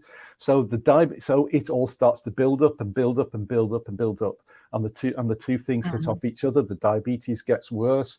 So the weight increases, and people get into that descending, spiral, that is very, very difficult for people to get out of. But with real investment in your own health, just changing one thing at a time, stop putting the sugar in the tea. Get the Diet Coke, not the high calorie Coke. Cans of Coke can have up to 200 calories in them. It's if you I understand that they're saying that the diet is actually worse for you than the regular Coke. So maybe just cross sodas off the list completely, because the diet does not do you any good. But keep changing, not just doing one thing this week, add another thing the next week. Keep adding and adding and adding. Yeah. Make sure the portion of the food size goes down and down and down. Slow and progressive changes. Cut the snacks out. Don't put chocolate in your fridge for guests. Put a bowl of fruit in the tail. It's surprising. People sort of look at you and go, "Hey, like Minister said, I've done that here." People look at you and go, "Hey, that's not fair," and "Oh, we look forward to that." Now that fruit bowl, I fill up every week. It's empty this morning. It was empty. It was empty yesterday. People just change habit. You stick a bowl of fruit in front of your guests, not the chocolates. You know, say, you know, do you really want sugar in your coffee? You know, you'd be surprised that, and when people stop getting the taste for sugar and things like that, then their diet starts to follow it. Once they reduce the portions, they get used to smaller meals. Once they stop snacking, they get used to stop snacking. Then when their weight starts to come down, they start to look at themselves differently. They get more self-confidence. They can suddenly go out and say, yeah, okay, it's just a 5 minutes walk at the end of the day. And maybe 10 minutes, you know, in a few weeks' time, because, you know, I'm not out of breath now. Yeah, so I got to get back on my studio bike next week. I'm going to get back in the saddle. Yeah, but it's not necessarily that big, I'm going to be different tomorrow. Yes. Because that can be disheartening when you fail. But keeping up change and saying, and write it down. You know, take the photographs. Gosh, that's what I looked like a year ago. That's what my diet used to, you know, so that you know you're having successes. Yes. And it's good when other people notice it too. They'll be like, hey, Sandy, you look like you're losing weight. And I'm like, really? Because sometimes you don't see it yourself. I mean, but clothes are definitely a good indication, because you can feel clothes, you know, feeling looser, and you can buy a smaller size pants and whatever. But yeah, when other people notice it, you're like, wow, I must really be doing something good. So and keep one of the big sets. A good doctor. Keep one of the big sets so you can look at it. Yes. And say, what's that mean? This is where I've come from. Yes. You know, don't go back. Absolutely. So Juanita says, since I'm good, Sandy, you can put me on your candy list. The doctor's saying, no, don't do that. I'm still waiting. Sorry, I didn't get my radio, so please don't forget me. Don't forget me whenever you get more in hand. Emergency with my husband. Okay. So I can get you sorted out with the radio, but the doctor's saying I should not give y'all candy. And I just bought some nice coconut clusters for the celebrations in August. So I don't know what I'm going to do with those now. But anyway, so I mean, a lot of us, I guess, feel like, hey, we're great. Our numbers are good. We can pig out. We can eat whatever we want. That's not the approach to take. Moderation. I'm quite sure the good doctor would say that. And I'll say, because I know you're probably going to wrap up now, one last joke to show you where you can make change. I came into the office one day with a brown paper bag because the CMO was convinced that I was just having these brown paper bags to mask, let's say, a KFC or a Burger King. And he stood up by the door with that firm look, Minister, I caught you because you're masking this fast food. And I just took the beating until I reached into the brown paper bag, and there was this large bowl of fruits. Now, Miss Sandra and your listeners, if the ground could open up, it would have swallowed him. But I was so proud that I was not caught. I was not busted. Yeah, he knew you might have been doing that in the past, so he suspected something was afoot. So now, in terms of the numbers that you need, Rachel, for step 3 to be for the data to be robust, what sort of numbers are you looking for?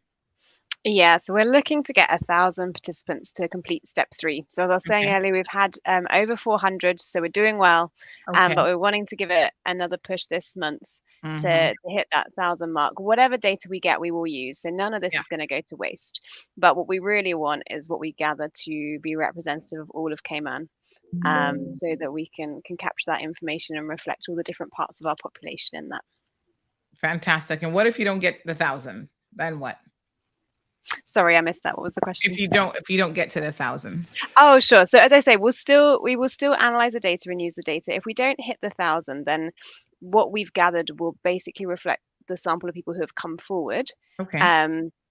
But that won't necessarily be high enough to say this is nationally representative of the whole country. So it will represent the kind of the sample that were randomly selected. But there's just a certain tipping point when the sample then is enough to give enough robust estimate that it represents the country. All right, so we need those numbers up, folks. Again, the telephone number, if you have been selected, you've done steps 1 and 2, please participate in the final step. It's like trying to have half a baked cake. It just doesn't work. give the steps team a call. 936-4969 is the telephone number. Any final thoughts before we wrap up this morning? I see Roselle says that bowl of fruit is too expensive. Well, if you think that's expensive, honey child, try having a heart attack and needing a triple bypass or quadruple bypass surgery. Not just expensive in terms of the monetary expense, but your time, lost wages, lost quality time with your friends and loved ones, or if you end up dead, well, I guess death is probably not as expensive, but I'm just saying you don't want to end up there. So folks, don't think that good health comes cheap, but in the end, I think it does pay off. And Denny's warning against too much fruit. He says too much fruit will cause diabetes. Well, I suppose it is possible that you could eat enough fruit, but in practice, the sugars available in a sensible amount of fruit is not going to cause that effect. And remember, what we're talking about is switching from unhealthy foods to healthier foods. You still need a certain amount of sugar in your diet, and fruit is a good way to get it. And the fruit will also give you the fiber, which is good for bowel health. It also contains a number of vitamins, which are very, very good and important for your health. Vitamin C, in particular.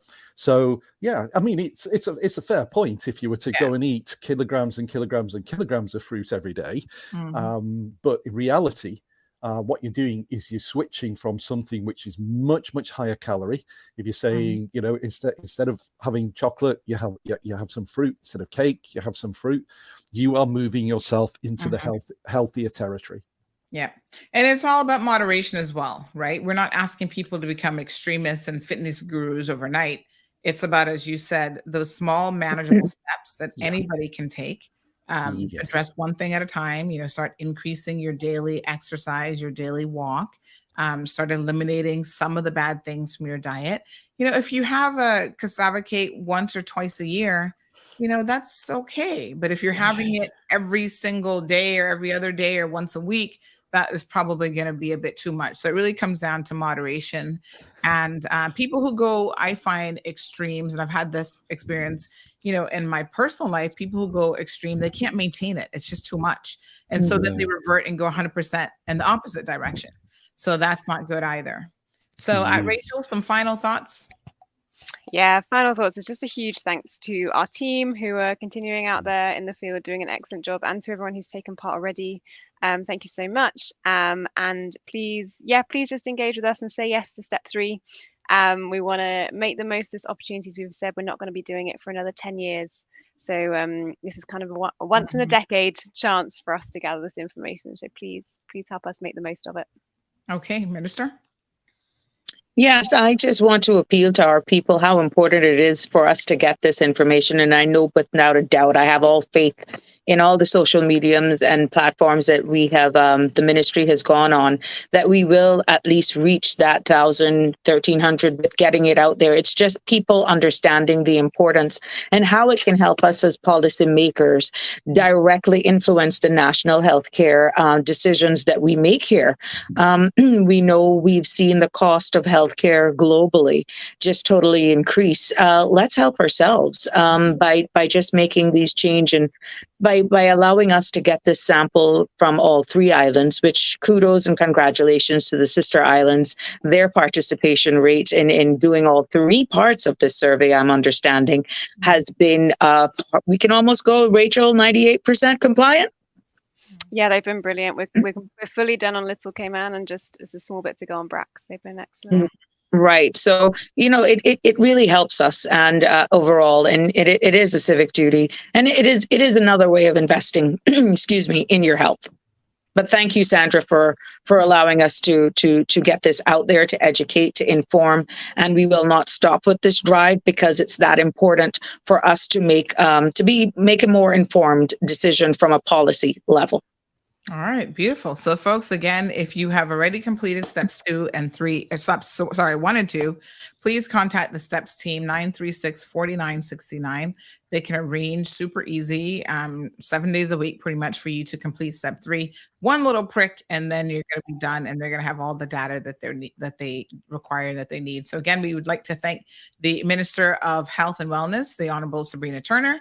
We've got Dr. Gent, who is our CMO, and Rachel Corbett, who is the epidemiologist for the Cayman Islands. Thank all of you so much for joining us this morning. Thank you. Thank you for having us. Have a good day.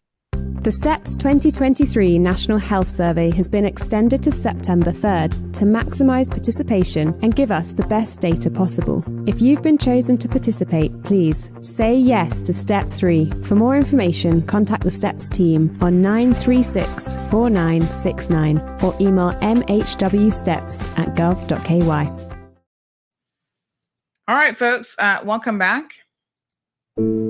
For 20 years, we've committed to helping the people of the Cayman Islands live longer, healthier, and happier lives. But healthcare and the expectations of patients are rapidly evolving, and so must we. We have made incredible clinical and technological advancements and achieved JCI accreditation, the internationally recognized gold seal of approval for patient safety and quality of care.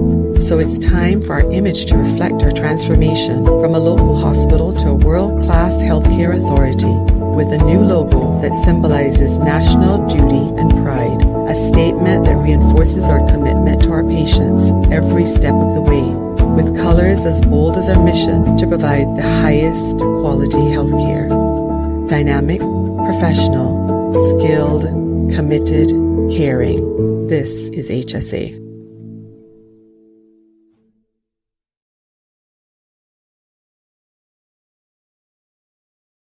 Now, y'all love Popeyes for my fried chicken, but the real ones also love my salty, flaky, covered in butter biscuits. Well, biscuit fans, have I got a treat for you. Introducing new irresistible strawberry biscuits at Popeyes. The perfect balance of salty and sweet thanks to decadent strawberry bits baked right in and mouth-watering creamy icing on top. The perfect dessert for just $2.29, or grab 6 pieces for $12.59. Strawberry biscuits forever. Not forever, I'm afraid, honey. Limited time only, and only at Popeyes Louisiana Kitchen on Eastern Avenue.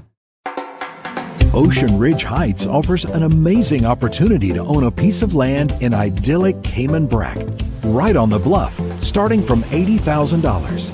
Located in a quiet residential area with high elevation, these lots are ideal for a future home or investment property and are sure to go fast. Cayman Brac offers a laid-back lifestyle, amazing pristine diving, limestone caves, diverse flora, along with amazing wildlife. Inquire about the owner financing options so that you can secure your piece of paradise today. With only a few lots remaining, these are sure to go before you know it. Contact Crichton Properties today on 345-949-5250 or info@crichtonproperties.com. Recover Personal Injury Attorneys, helping injured people get what they deserve. Did you know that insurance companies have lawyers that represent their interests? Before signing and accepting any settlement, know your rights. Call us today for a free consultation at 924-9999. That's 924-9999. Recover. Your personal injury attorneys are on standby to assist. All right, folks, we had someone said that they were calling and the line says not available. I think they might be calling the wrong number because I just called and it works. No, the number's working. It's available. I just tested it and we've had several calls already this morning. 936-BOBO is the telephone number, just in case you guys have forgotten. 936-2626, and it is working. All right, Miss Dean says, my way of life, Sandy and panel, moderation for me. Good morning to Miss Sue. How are you? Hope that you're doing well. So someone is asking me, someone says they'll gladly take those candies off my hand. Honey, chill. Good morning, caller. Ma'am, good morning. Hi, how are you? Not too bad. But I have a question because about 2 years ago, I went to a doctor and we were talking, about stuff that is saying what good for you and what not good for you. And I was told, and this was an African doctor, which I put as a good doctor, and this is what he told me: eat whatever you want to eat, because everything in the world, listen to this, is bad for you. But just watch how you do it. Don't overdo it. Eat but that's what they told me, because I was saying, we were talking one time too about medication, and I was saying, well, you're taking pressure pills, and they say they're good for your pressure, but they have side effects on some other organ. And then I was saying to her, I don't know, I'm not no professional doctor, but listen to me. Mm-hmm. To me, if I'm taking pressure pill and it's bad for my kidneys, what sense do it make? I just cheap die with the pressure than have to go on dialysis, which I am highly afraid of, and die with from that. And she said exactly everything. She even told me the weather air that we breathe is bad for us because it's polluted air. So she said, all I can tell you, just eat whatever. And then I tell her, say yes, because I think that doctor, I don't know if that's exactly what she meant, but I think you probably shouldn't take that quite literal. That's how I think. I don't know. That's why I'm asking. Yeah, I wouldn't take it quite literal, because you can actually change the course of your entire health based on your diet alone and what you eat. So eat whatever you want. No, I don't know. Like I said, and then listen to this. Okay, years ago they used to tell you about red meats are bad. Eat more fish. Mm-hmm. And I know a person that, a fish person. I only eat certain fish. Mm-hmm. But they say, I know a person that died. A good friend I was some years ago, and they say what they died from, because they didn't used to eat meat. All they used to eat were fish, and they claim they died from mercury, which they claim they catch that from fish. So this is my question: what is good for you? Well, I mean, listen. Anybody who's sensible will tell you the Mediterranean style diet is better for you, which is more vegetables, fruits, greens, whole greens, and fish. Now, it doesn't mean that you can't eat and protein. You can also eat a little bit of chicken and so on. It doesn't mean that you can't have a piece of red meat all the time. Every once in a while, my apologies, but eating red meat all the time is linked to different types of cancers and other health-related issues, gout and all sorts of other things. So, I think, hearing an anecdotal story that, somebody might have died of mercury poisoning, it's really unusual for someone to die of mercury poisoning. They would have to be eating a lot of fish that is high in mercury for that to happen. So I'm skeptical that that's the reason that they died in the first place. All kind of things, so you don't know what to go by.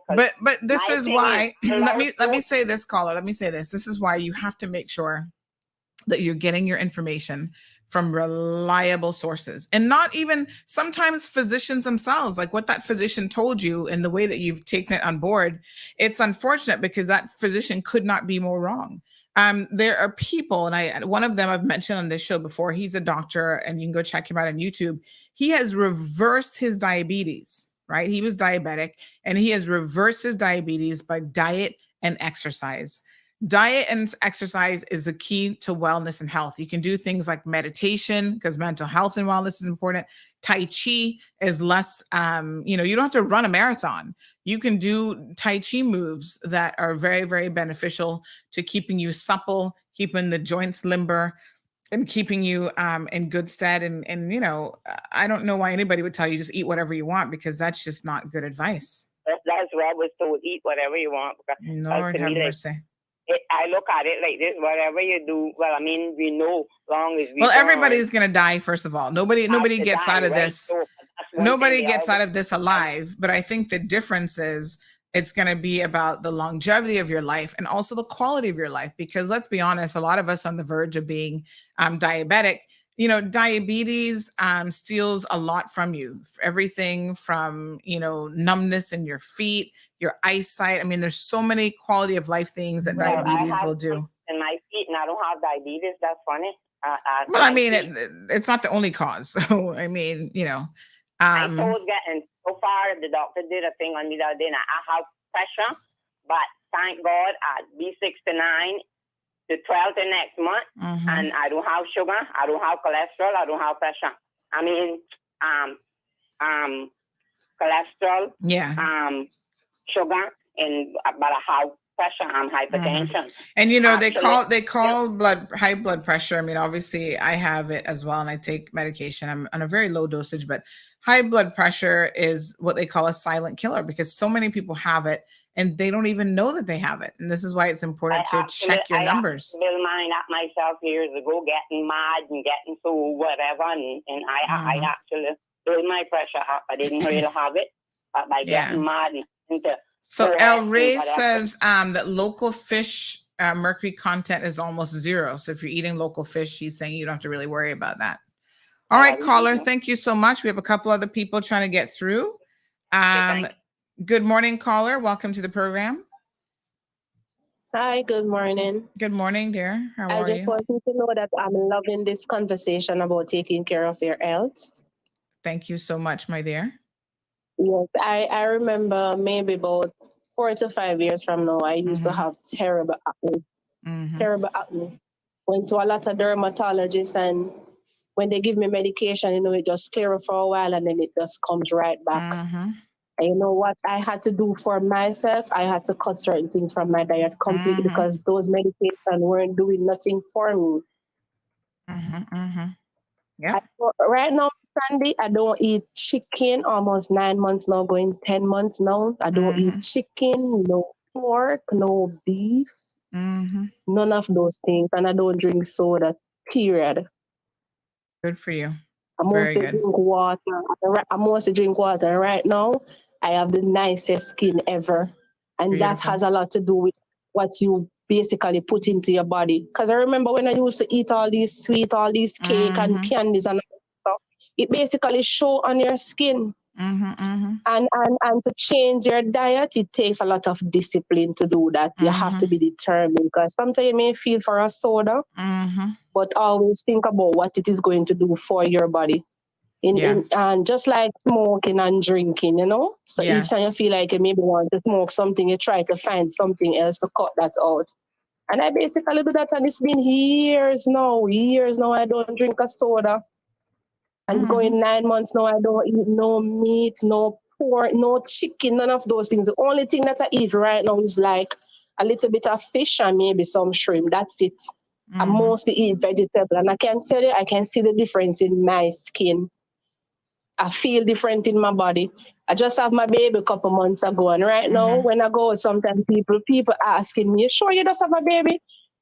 Because all of those things that you eat, you know, you let you gain a lot of weight, and gaining weight, it always comes first in your belly. Always. So right now, one of the best things we can do for ourselves is taking care of our health. Yes, that is one of the best things we can do. So I'm really loving this conversation, and thank you for having those people on this morning. All right, beautiful. Thank you. Thank you. All right, dear. 9362626. So, okay. Good. Let me see. Rennie says, that's wrong. Eat healthy and balance. If you cut out certain meats, you have to replace it with plant-based foods and supplements. You have to know what your body needs and what food gives you the vitamins and minerals that your body needs. So it's important to choose the right foods.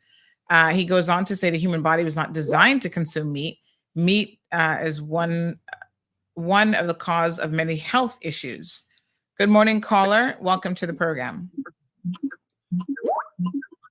Hello. Yes, sir. How are you doing? Not bad. How are you? I just circling this. Yeah, I'm listening here. I have a big car. Quite effective. Just turn down your radio for me, and then we can hear you a lot better. Yeah, I'm and I understand what that is all about because it took my late wife's life. She became a bedridden and everything, and she went through different things like diabetes, but I have reached now. I've reached 70 years, and but I'm very biblical, but this is the thing. So I tell people I tell people that. Yeah, just speak up a little bit for me. I'm having some difficulty hearing you. Just repeat that for me.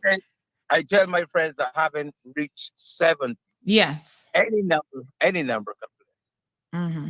You see? So people talking about not eating this and not eating that. You eat. I eat what I feel like eating, but I have it in moderation. So nobody's not going to tell me at 70 that I cannot eat pork. I cannot eat fish. Nobody cannot tell me that. I eat what I feel like eating. You see? So I'm enjoying my life. I exercise a lot. I walk, I go to the gym, I go to the beach, and I am having a ball. So the key to this life is to love.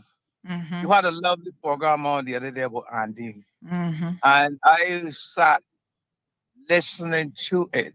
And Andy, if everybody had lived like Andy, the Cayman Islands would be a special place, man. You see, because she was a special person. So they eating and people say don't eat this and don't eat that, but the foolishness.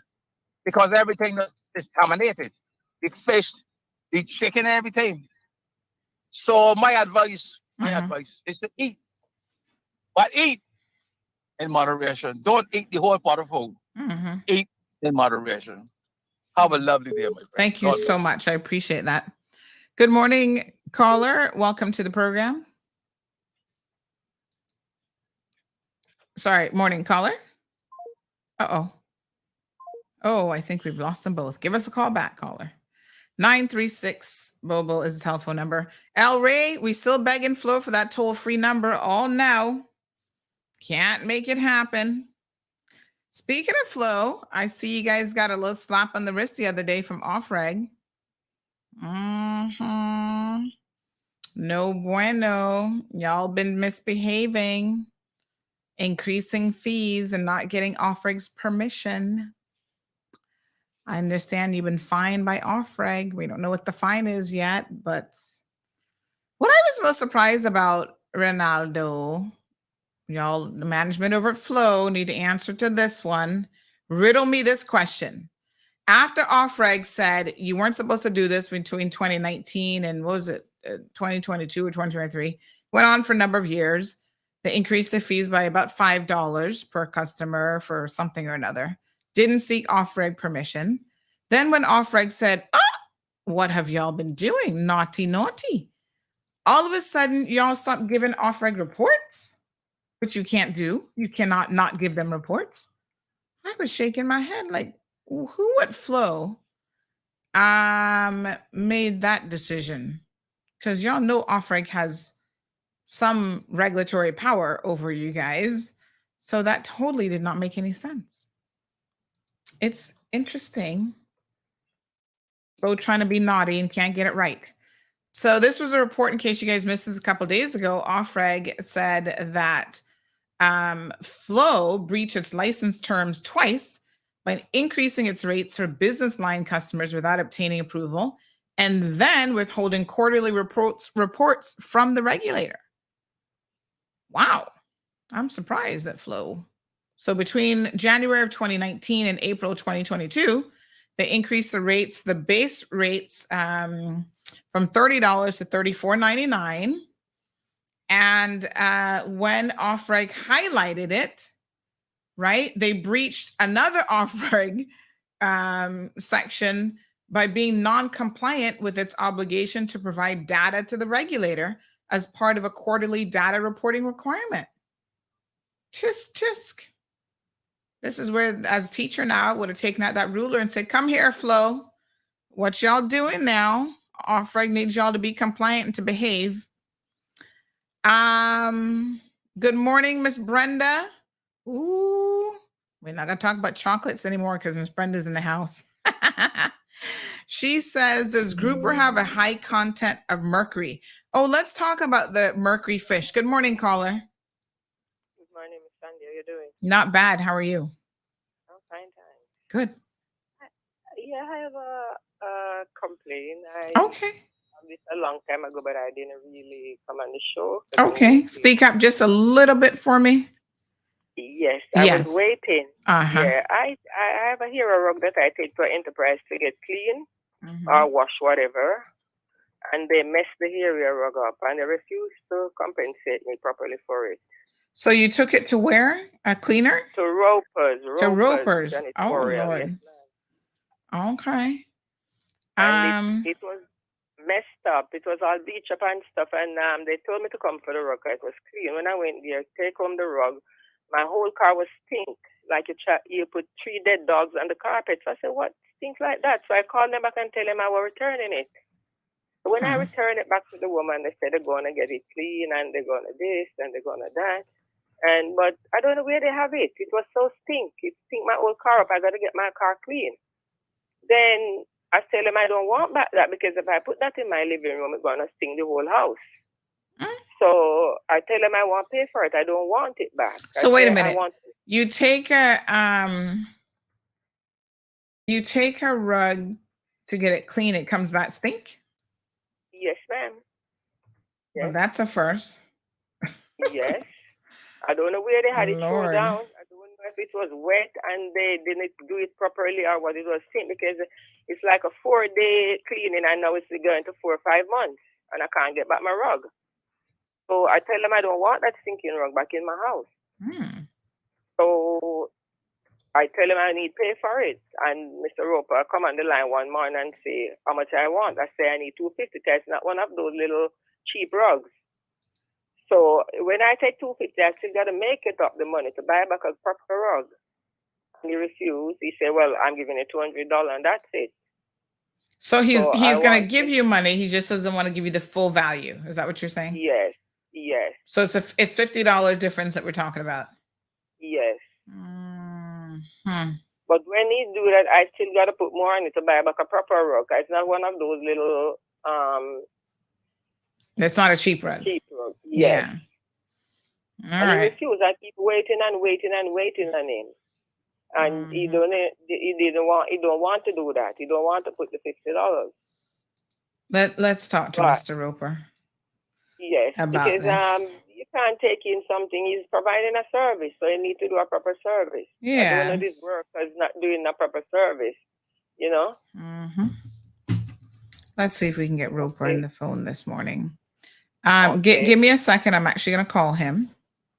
Oh, hold the line. Hold the line. Hold the line. What? The lady that was dealing with it is Miss Ruth. I think it's his assistant. Miss Ruth. And yes. Hold on one second. Hold on.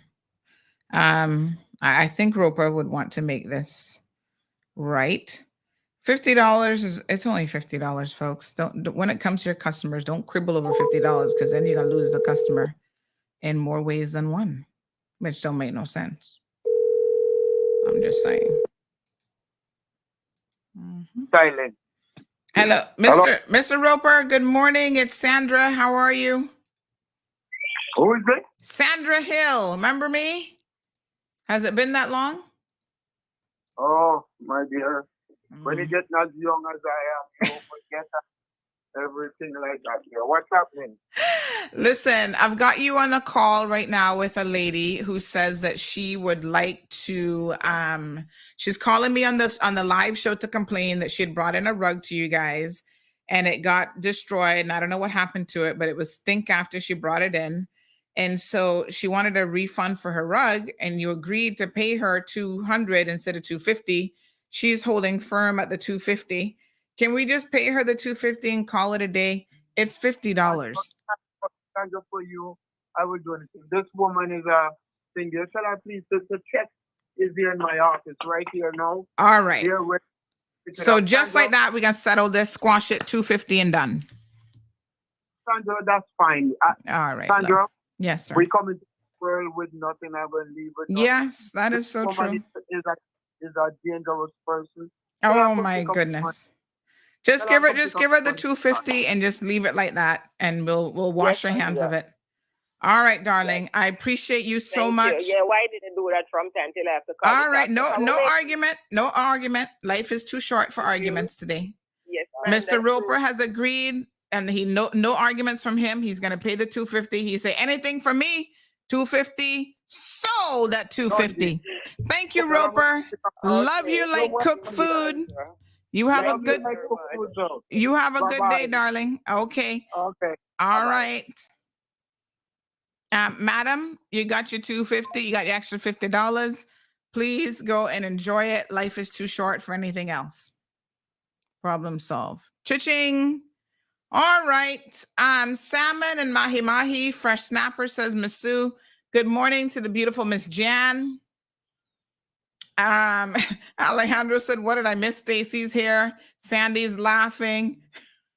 Lavonna says, only Sandy boy. Lord have mercy. Listen, sometimes I can't take the argument. Just be done. It's $50 for God's sake. Let's just move on. Call the step people, 936-4969. We're problem solvers around here. All right. Barbara says, laughing out loud, that was quick. Not too many people like me to call. I mean, I'd be like, oh, Lord, Sandy got me on the phone. First Lady Jeanne says, if I love you one more time, aw, heart emoji. Yeah, I can't take no arguments. Just get it $150. Listen, in the world of business, I'm going to tell you all something, right? Sometimes you cannot argue about certain little things. It's not worth it, right? Sometimes I have customers and I'd be like, don't argue with that person. Just do it. Good morning, caller. Are you trying to call the show this morning? 936-26, wrong number, 936-2626. Okay, thank you. All right. Look like we can solve some more problems here this morning. Hallelujah. Oh, what a blessing that we can do such things.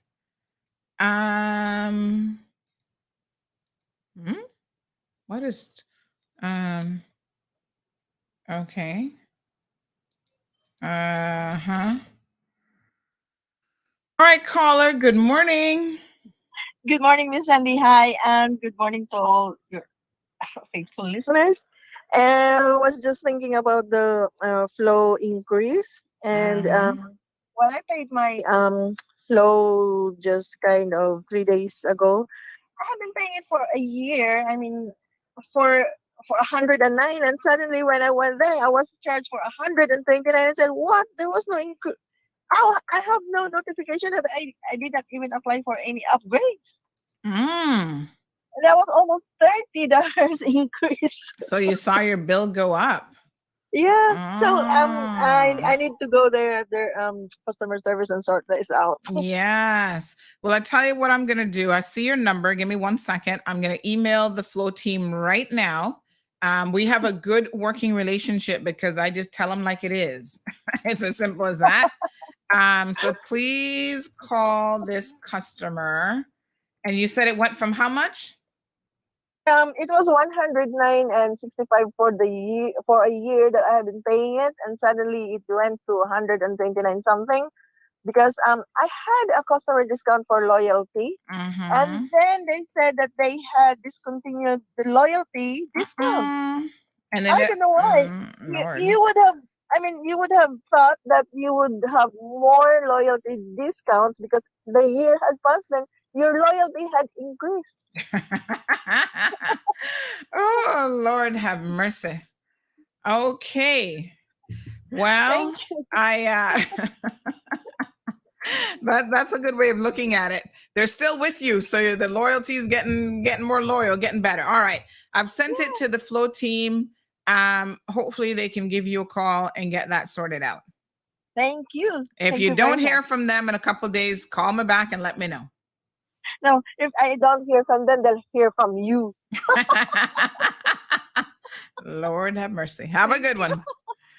Thank you. All right, there. 936 Bobo is the telephone number.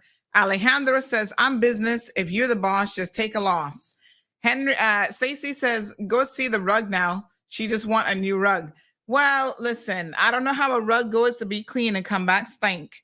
That just don't make no sense. But anyhow, we can just keep it moving and solve some problems. Good morning, caller. Welcome to the program. Yes, morning, Mama. How are you? Not too bad. How you doing? Yeah. I want to find out about this this flow thing. They what they added on. They got deduct out of the people bill this month or the month's coming. They got deduct that back out rather than just paying a fine. I mean, those were business clients, and Off-Reg has not said yet, because apparently they have to notify Flow of what the penalty is, and then they have an option to appeal. So they can't make any official statements about the penalty part of it until that phase has passed. So we have to wait until all that then flushes out a bit later on. But we'll be in a position to let you know. So we don't know. I'm assuming that if they hadn't gotten permission for it, that Off-Reg would probably make them refund it, but I don't know that for sure. So let's wait and see what Off-Reg is going to do. That's how it should be, especially if it's even if it's for business. Yes, because money. Yeah, money's money. Yeah, exactly. All right. I'll see what digging I can do. Thanks, darling. All right, we got another caller. Good morning, caller. Welcome to the program. You see, Miss Sandra, the reason why they're holding out on you and that little toll free that people like myself would benefit from is because you won't stop giving them grief. Ray. That's what you got called, Ray. Ray. I think you can't do something for poor people, Ray. I think Ray been working on it, but I don't know the ins and outs of the operations over at Flow. So the ins and outs of the operation that you giving them grief. That's it. Not difficult. Stop giving them grief. You'll see how fast it'll come down. Ray, help out the poor people though. You know, from shade and east and out. Do your thing. What I'm gonna say is,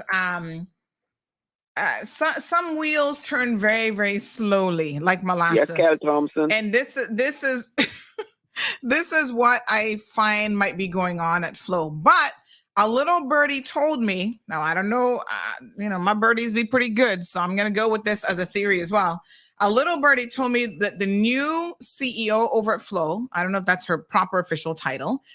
Remember when we talked about her and her appointment some time ago? Y'all might not have been listening back then. But I was saying that Caymanians like Mr. No, see, my time I tell you, grief, son, the grief. You know what old people would say? You got to kiss it before you can kick it. Listen, like Danny Tatum, who'd been there for donkey years. I'm like, I say hush. I'm like, why isn't Danny becoming CEO? How can somebody just come after a couple years from this background? So anyway, a lot of Flow staff were like, that day they were sitting in their cars in the parking lot listening to Sandy doing a little extra cheer. They were like, yes, Sandy, get this conversation. Get her, girl. And so I understand she might be blocking the toll-free situation or any further dealings with Flow because she's still up in her feelings and all upset. But she needs to get over it, honey child. We call you out when necessary. But y'all, I got plenty of love for Flow, but if you're wrong, you're wrong. And if Caymanians need to be in these management positions like CEO and whatever, then I'm going to just tell you how it is. You don't have to like it. So she's still in her feelings about that. And so she thinks she's penalizing me by not giving us a toll-free number. But praise the Lord. What she's doing is running people like me to the big red machine. I was there already. Yeah, listen, y'all still calling in, even though it's not toll-free. Hallelujah. Yeah, we understand that too, but no, we got really good. Me personally, I need to go visit the big red machine because I was saying the whole thing out of Jamaica and I never hear more. I never had a bet about 12 months, little more, little less.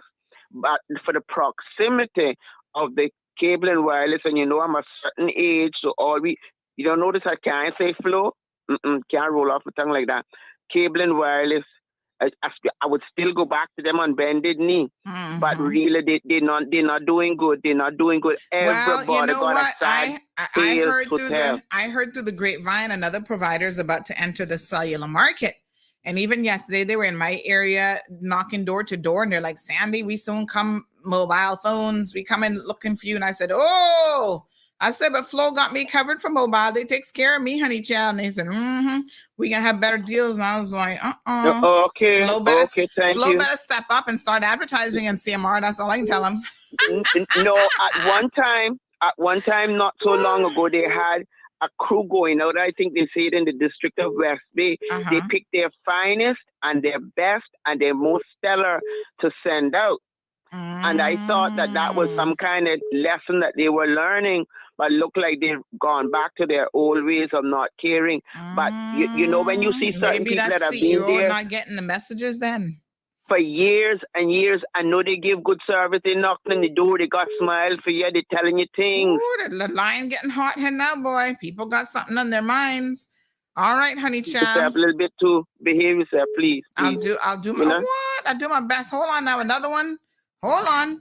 And I saw one other one trying to call. So let me see how many we got. 3 people on the line. What? Hold on. Okay, I go on so you can get. Please. The phone line just blew up. So you can get. Are all y'all here to cuss Flo over this toll-free number? Yeah. What happened? No, we made them great when they came to Cayman. You wasn't here. You wasn't born in the 1960s. They walked them down the place. They used to treat people, Cayman people good. Cayman people left. Plenty of them left a good package. Some of them left we adding one more. This seems to be a very hot topic all of a sudden. Work for the company after they left the company. All that used to go on, so and then all of a sudden we know about it. Yeah, we have 5 people. All right, Miss Charlene. That's 5 people on the line. Let me see who called in first of the 5. Give me 1 second now, honey child. I think it was 1811. You go first. Well, good morning. Good morning. Good morning. And I should be first. I mean, if you're going by initials, I take it first either way. We'll take it. We'll take it. Good morning. Listen, anybody can have conversations about chocolates around me. That don't bother me. I am with chocolates, how I am with everything else. I have my preference. And just for the record, I really love dark chocolate. Because that is the good one. And if someone thinks that's not correct, I will challenge you on that. Anyway, I think that the conversation this morning was about dieting. And Sandra, you've seen me. And I would ask you now to tell me if you think I need to be on a diet. No, but you might be one of them slim people that you can't really tell because you just got good genes, girl. Some people were blessed. It's probably good genes, but it's also good discipline. Yes, and that's where it matters. Yeah. But anyway, and then I'm going to turn to Sense Work here about Flo. They have been behaving badly for a long time. And they even got into the habit of charging people for packages that they were not providing.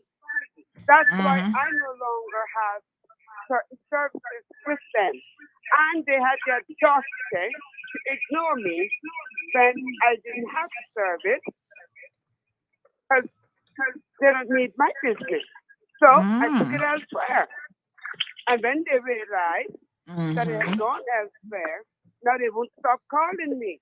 So please stop calling me. When I needed you to call me, I'm going to say, Claire, white enough and rich enough to have a call back, okay? So I'm dealing with a company that don't mind dealing with black people and Caymanians. So for those of you who are confused about why Dana Tatum couldn't get the job, so let me spell it out in plain English. He's Caymanian. He got a liquor Barbara. But that's 2 strikes against him. Okay? Well, I know the new CEO upset with me already. So in for a penny, in for a pound. Let's go for it. Let's go for it, honey chill. Me also. Your hair, like the others, it's pure highway robbery. And the question that man was asking just now, I can answer it for him. Yes, whoever they were overcharging without permission, that should be reimbursed because they didn't have permission to do it. And even if they challenge it and they win the challenge, they should only be able to increase it from the date that the challenge is won. If it was a court case, that is how it would go forward. It wouldn't be retroactively rewarded for bad behavior. Mm-hmm. All right, leave me there. We got some other callers on the line. They riled me up this morning. Yes, honey chill. I'm tired of hearing about their bad behavior. Let us hear something good about them for one. Anyway, people, have a wonderful morning.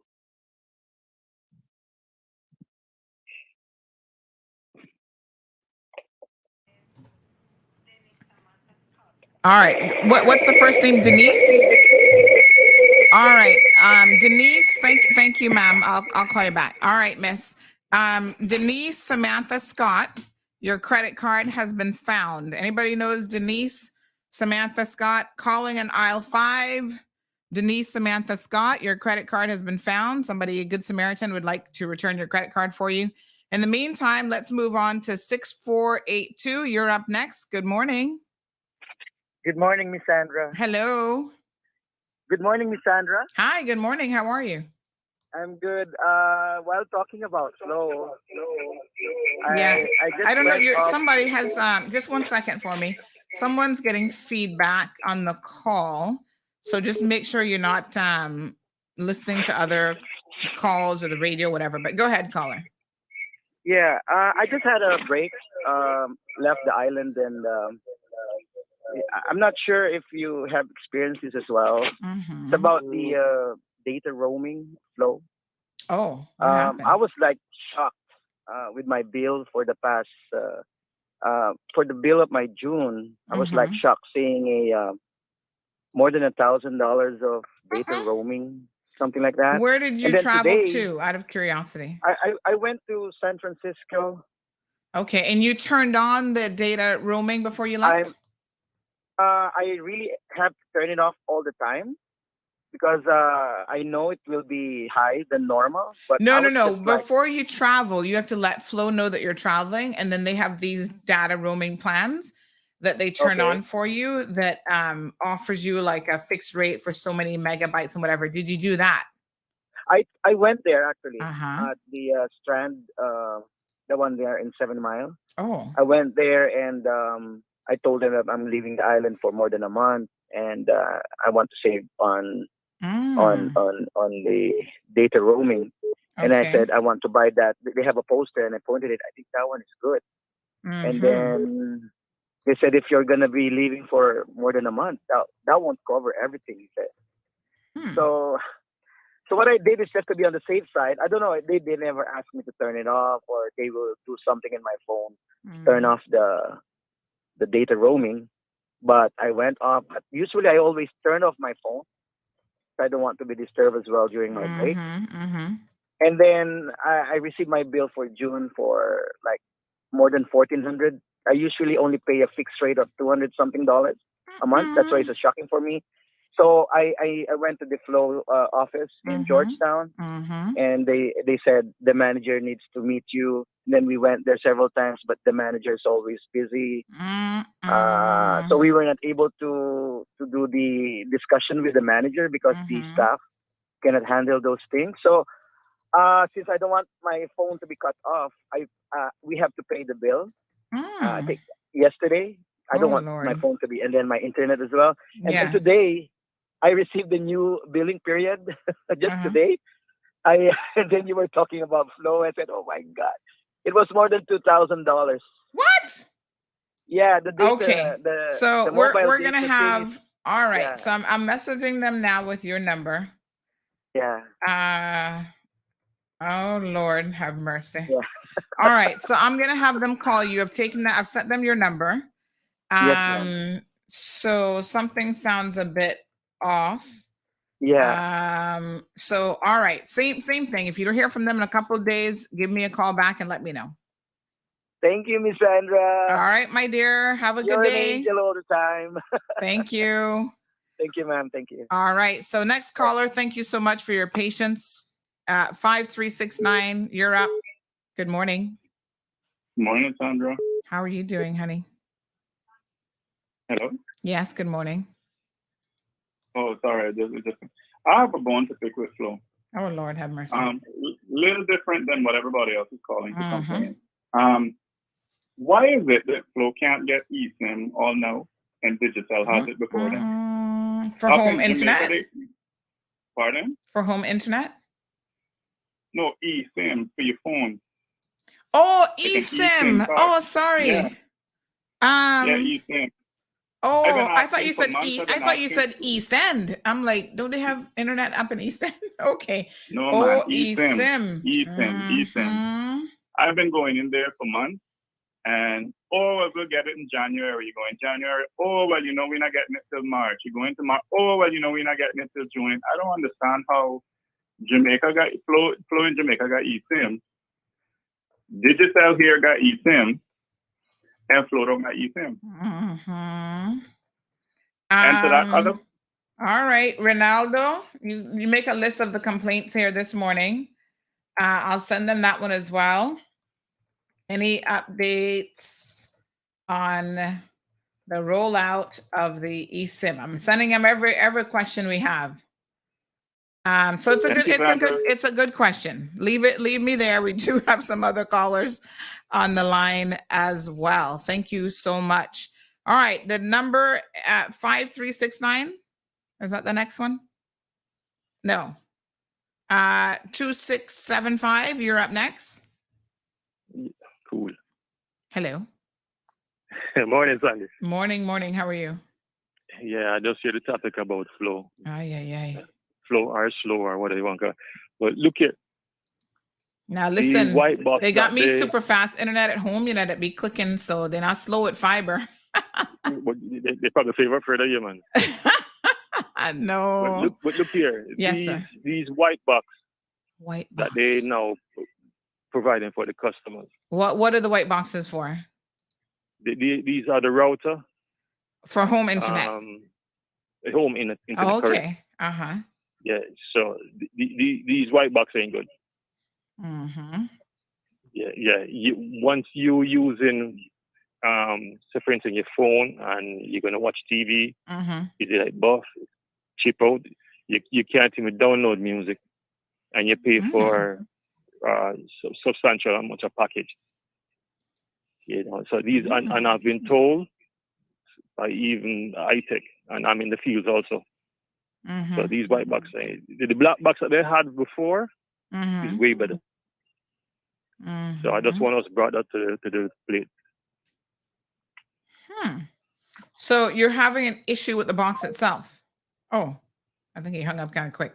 So I'm trying to understand because I'm not familiar with I'm not quite familiar with this white box. That one's different. Flo, y'all need to come on the show, honey child. Looks like people want to talk to y'all. We need a Flow segment, Flow customer service Q&A. Come once a month like CUC. Take a page out of CUC's book. CUC comes on and take their licks and answers questions. Don't be hiding now. You're in the service business.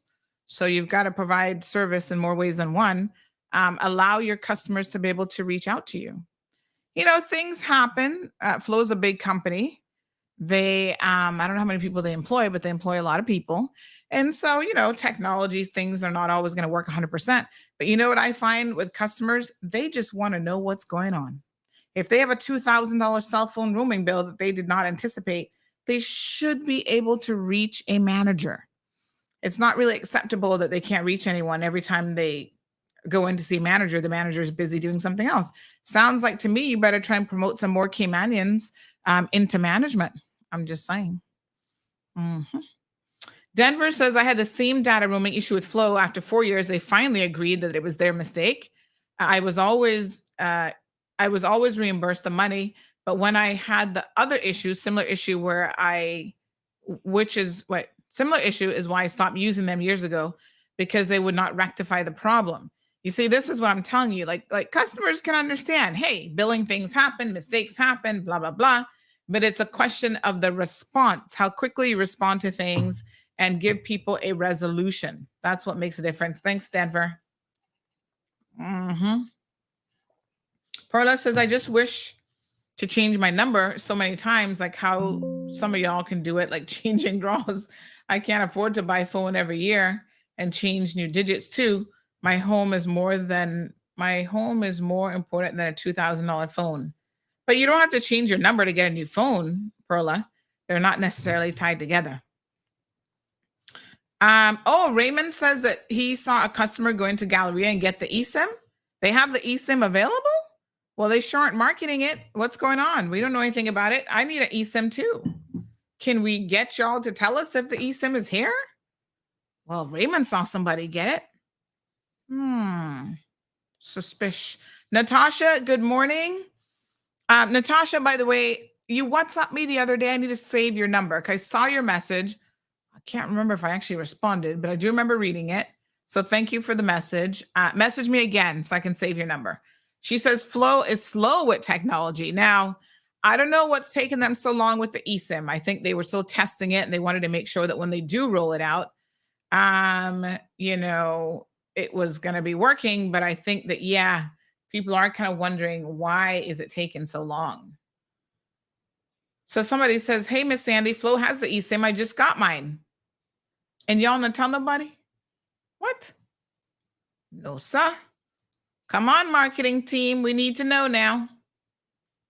Evelyn said she's just coming from slow. Oh, my Tweetum. They be trying their little best. I'm going to give a big shout out to the ones I know working overtime and working hard. Selena, she's over there working hard. Laurel, that's my man. Laurel doing his thing. Dane is working 24/7 for Flo. They better be appreciating the good workers now. And Ronaldo, of course, we gotta big him up too. But where did he go? He disappeared from the show. Ronaldo, are you hiding from us? Do they have 5G rolled out yet? Alejandro says Flo is stealing Wi-Fi from the Bahamas or something. No. No, man. Listen, I tell y'all during COVID, Flo saved us because 2 days before we went into lockdown, Flo got the fiber here. Boom. It was installed. It made COVID bearable to have good internet finally. Oh my gosh. Yasmin says, I'm going to change your name from Sandy and call you the People's Help. Oh my goodness.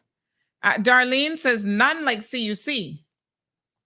No, listen, y'all can say what you want about CUC. If y'all be honest about these bills and how much AC y'all be blasting, especially during the summer months. And, I appreciate CUC coming on here. I think they're going to come. They're rolling out something else. So I think they're slated to come next week. I can't remember now. Maybe next week. Again, they've been on it. Miss Dean says, it's always good to be in the know, Sandy. Indeed. Thank you, Miss Brenda. She says, coming on and taking licks, but not making any changes or corrections only further frustrates the customer. Well, I wouldn't say that about CUC.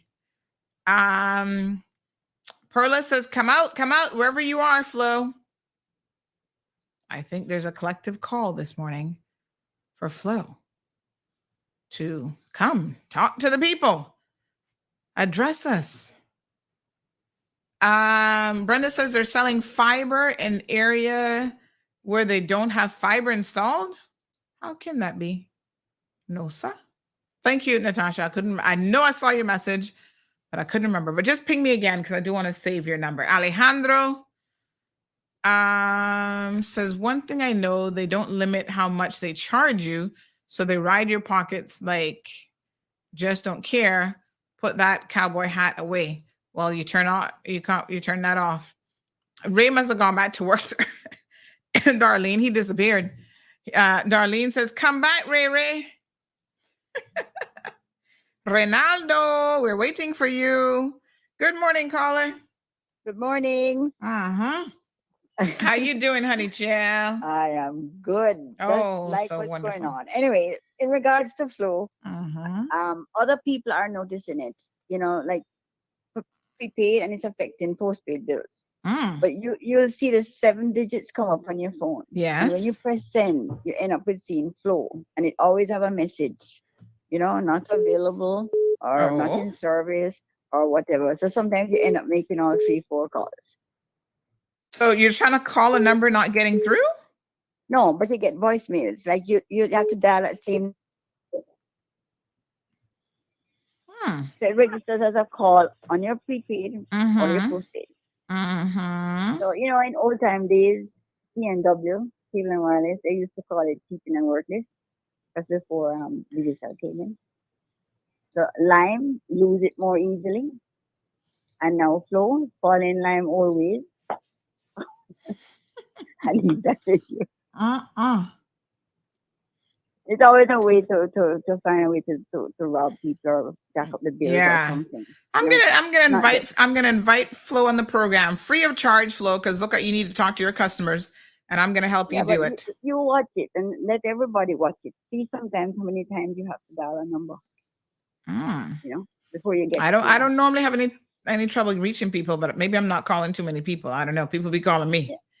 All right, caller. Thank you for that. We'll pass that along as well. On to the next caller. Good morning, caller, and welcome to the program. My turn? Yes, sir. Yeah. Okay. No, I have to call back. Did I just hear on the program people say they went to Gallery and they got an eSIM? Yes. So I'm wondering how Flo not advertising that.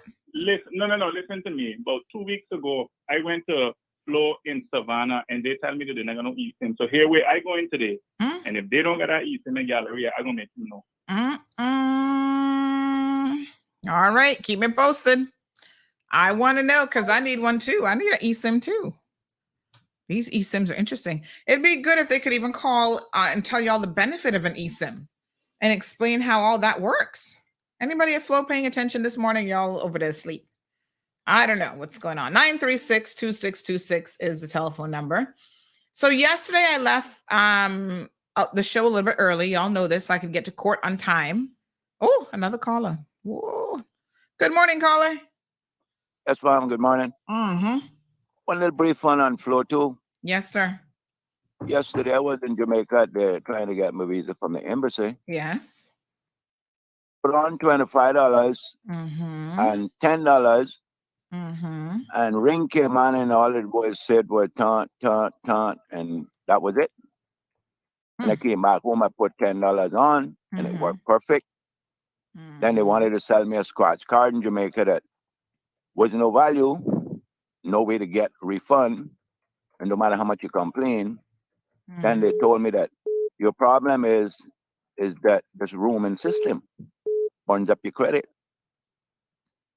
I've been with Flo 40 years, and I had never had a problem, no part of the world ago. Oh Lord, well they definitely want to keep you, honey child. So they better call you and sort that one out. No, I don't want to call. I'm gonna do what the devil done. He stole the younger generation from Jesus Christ. Oh, so I'm gonna switch.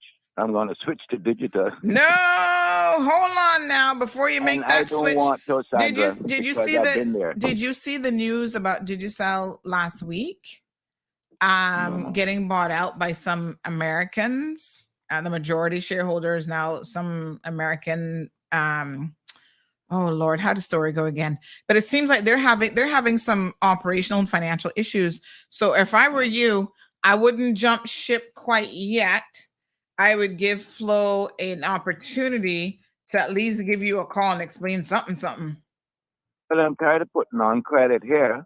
Yeah. Inside the shop from the machine, when I get outside the door, I go to call people and I can't get. And then when I get, you're still in Jamaica? You have to go through to Jamaica. And when it comes back from Jamaica, they said I borrow credit.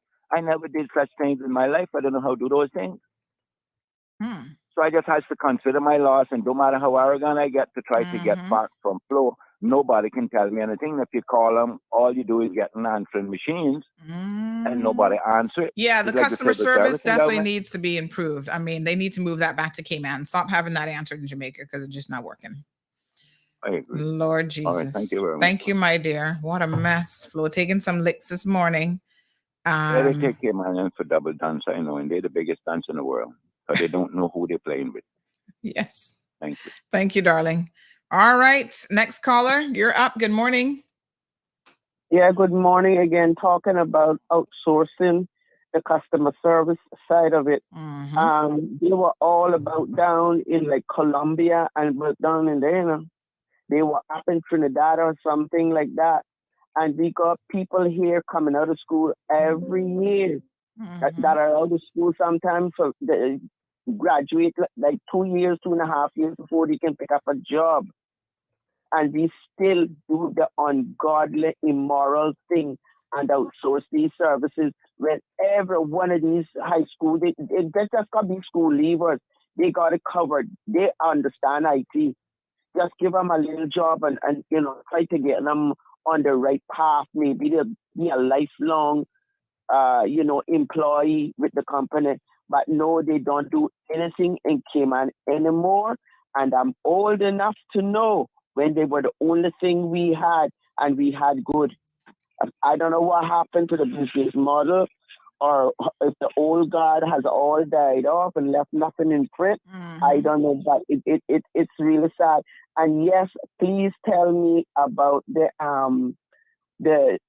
story about I call it the big red machine, and what has happened in the U.S. I'm hearing it, but I'm not understanding the finer details.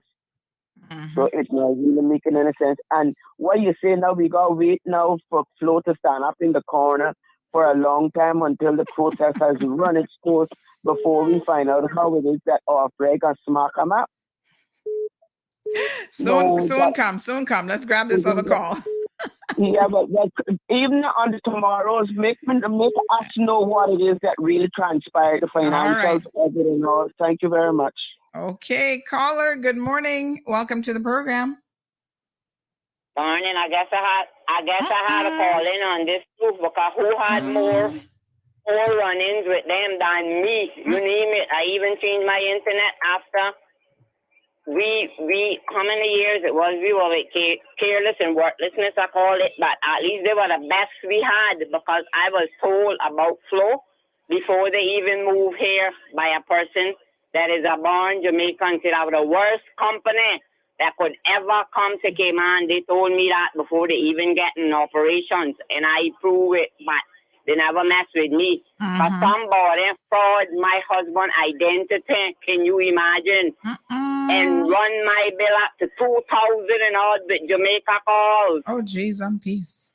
And they had me on payment plan. I cost out Jamaica. Listen to me. They had me on payment plan, and they asked me why I could pay a month. And I tell them $100 because I wasn't getting tired of stuff cut off for them. I said, because I don't have that kind of bill. I know nobody with that number in Jamaica. I kept paying them. Okay, we went through it. We went through it here. We went through in Jamaica. And I kept paying them. And they promised me that what they were going to do, they were going to block the phone from overseas stuff, right? I said, okay, no problem. I was paying them $100. Finally, they cut me off the second time. I called somebody. They speak to the manager there, and he agreed, because I tell him all why I got his phone is because my husband, because when he go down by his mother, she be calling to find out that he come home, and she is 88 years old, and she have problem with her legs and things fall down, and I don't want her to fall down out down the road. That's all why I keep. I had 2 lines with them from time my children were small. And listen now, they cut me off the second time. I say I wasn't paying no more. And one day something said to me, I was in town, and something said to me, you go in there and find out about this bill. And I went in, and we went over it. And then the person tell them, they claim that it was my husband had come and because I had bar blocking, I was paying for, that's how it was. I had bar blocking for years. And they were charging me and never had it blocked. Then they can say that my husband come and take the blocking off. I said, my husband? I said, my husband has dementia. So I sure it wasn't him. I said, he come in here one time, and that was to change the internet. Closed that phone. That when I was switching to Logic, where I got my TV, because it was his name. And then Lana that worked there confirmed that she knew him. And then one other girl that used to work fire station with him when he was out there confirmed that. And then I told him, I said, listen to me, Mr. Nixon always used to say, whoever could fraud his signature is a good Al Capone and Jesse James. That's what we call him, right? And I pull out his voter's ID and I said, look at this. I said, it can fraud mine even, but this, I said, cause they good. And she look at it and she called the guy and he say, they say, And I said, well, this one is chocolate from cheese. And she said, you right, ma'am. Then here the guy. I said, well, how the thing get unblocked? Well, sometimes it can unbar itself. And they had to waive that bill. But then people said they should have paid me the money that I had already paid the $100, but I leave it like that.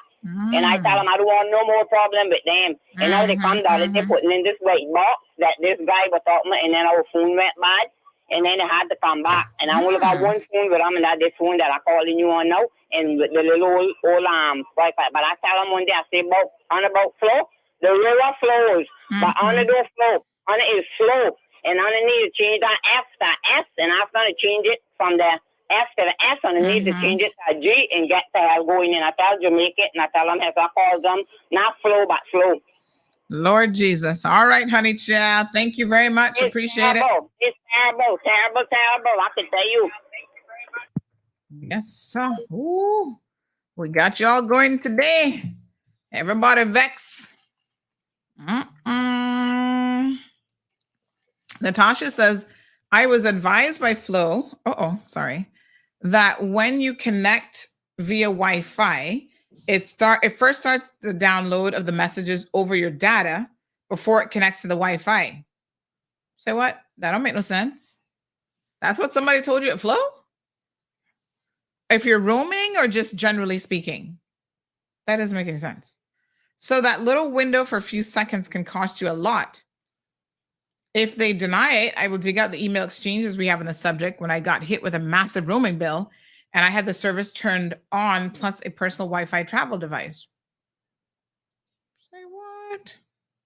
I'm confused by that. Ms. Vernita's asking for their customer service number because you can't get through to Flo. I'm a medical retired, shut-in, disabled lady. I'm not computer savvy. I need to speak to a live person about my high bill. Frustrated. Ms. Vernita, give me a second. I'm going to send Flo your message. What's the best number? What's not me the best number that they can reach you on? And let's see. Alejandro says the white box got a cancellation button. I don't even know what this white box is. Mine, the lights don't turn off because it plug in the wall. I don't know what this white box is. I haven't seen a white box. We still have the black ones for internet, so I don't know what's going on. I'm trying to look around and see. We don't have them here, but I don't know what's going on with this white box, but this white box sounds a little questionable. So let me give you a quick court update. Went to court yesterday. You guys know I left early to get there on time. Well, it was all for naught because as it turns out, Tiffany Conley's sentencing was postponed again. Akina says we all need a number for Flo. Wow. Boy, Flo, y'all need to come on the show. I'm inviting you with open arms. Your customers want to talk to you. Y'all need to be more progressive with your approach now of communicating with the public. So, it was postponed because the social inquiry report still isn't ready, and they need that in order to sentence her. Lord, this case is just dragging on. I guess the, what's that department called? That's, probation. Are they that short staff where they can't complete these reports? Or is she that complicated? Y'all taking extra time to deal with Tiffany because she's complex. Could be. The judge encouraged her, magistrate McFarland encouraged her to continue to cooperate with them so that they can get the report done.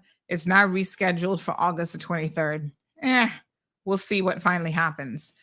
I don't have none to say except let's just wait till August the 23rd and then see what happens. Her sister came in support this time. I reckon the sister can't always get off of work because she actually has a real job. But she was there yesterday. So it's good that some of the family members are supporting her. As they should. I mean, that's what mothers do, I guess, even when you get in trouble. And you end up in court for bad behavior. If no one's going to be there for you, your mama going to be there for you, right? Good, good, good. So we'll keep y'all updated on what happens. Perla says court nowadays, love that word, postponed. Natasha says your messages sit there while it's in airplane mode, and when you switch or connect to Wi-Fi, your data is first connected, then Wi-Fi. Look at your phone when you turn off and on Wi-Fi.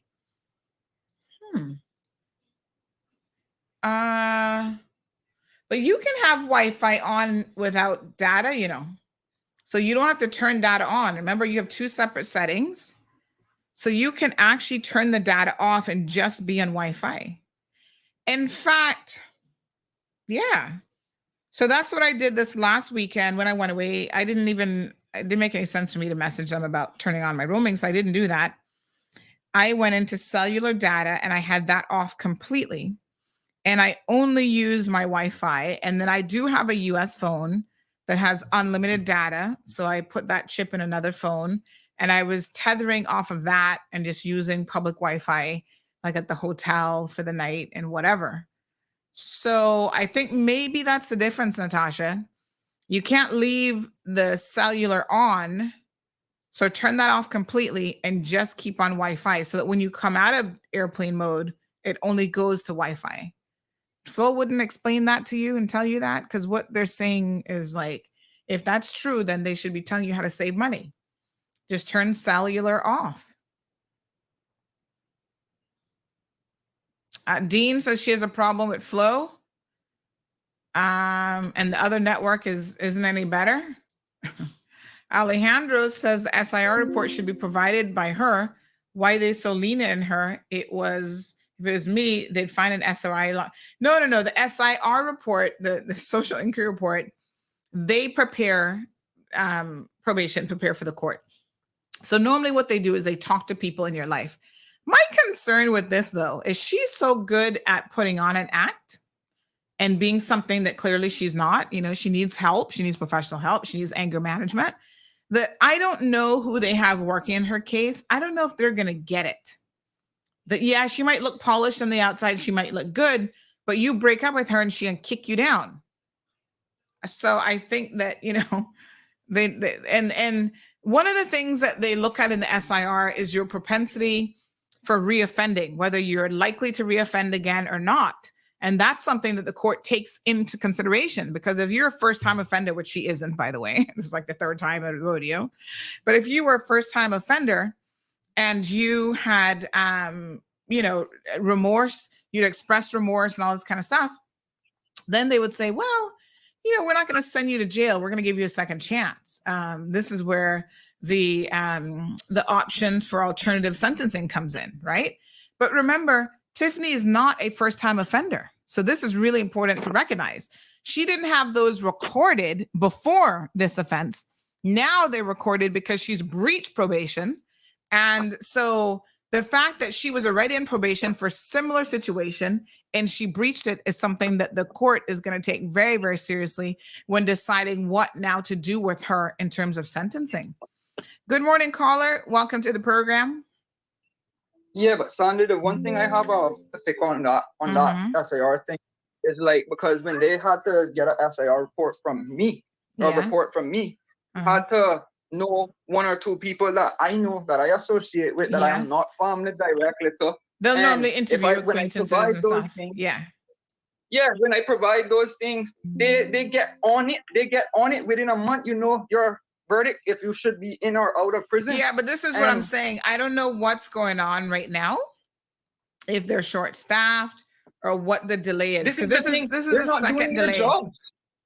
They're not doing their jobs. Well, I can't. Why are they delaying these type of things? This is why we have so much. Well, the last time, we cannot solve anything. Well, let me say this: the last time they claimed that the person who was in charge of her case was on an extended leave. So I don't know if they were sick or something. I bet if it was a person that was smoking ganja, they would have a freaking SIR report made up long time. Long freaking time, Sandra. You know that. Leave me there.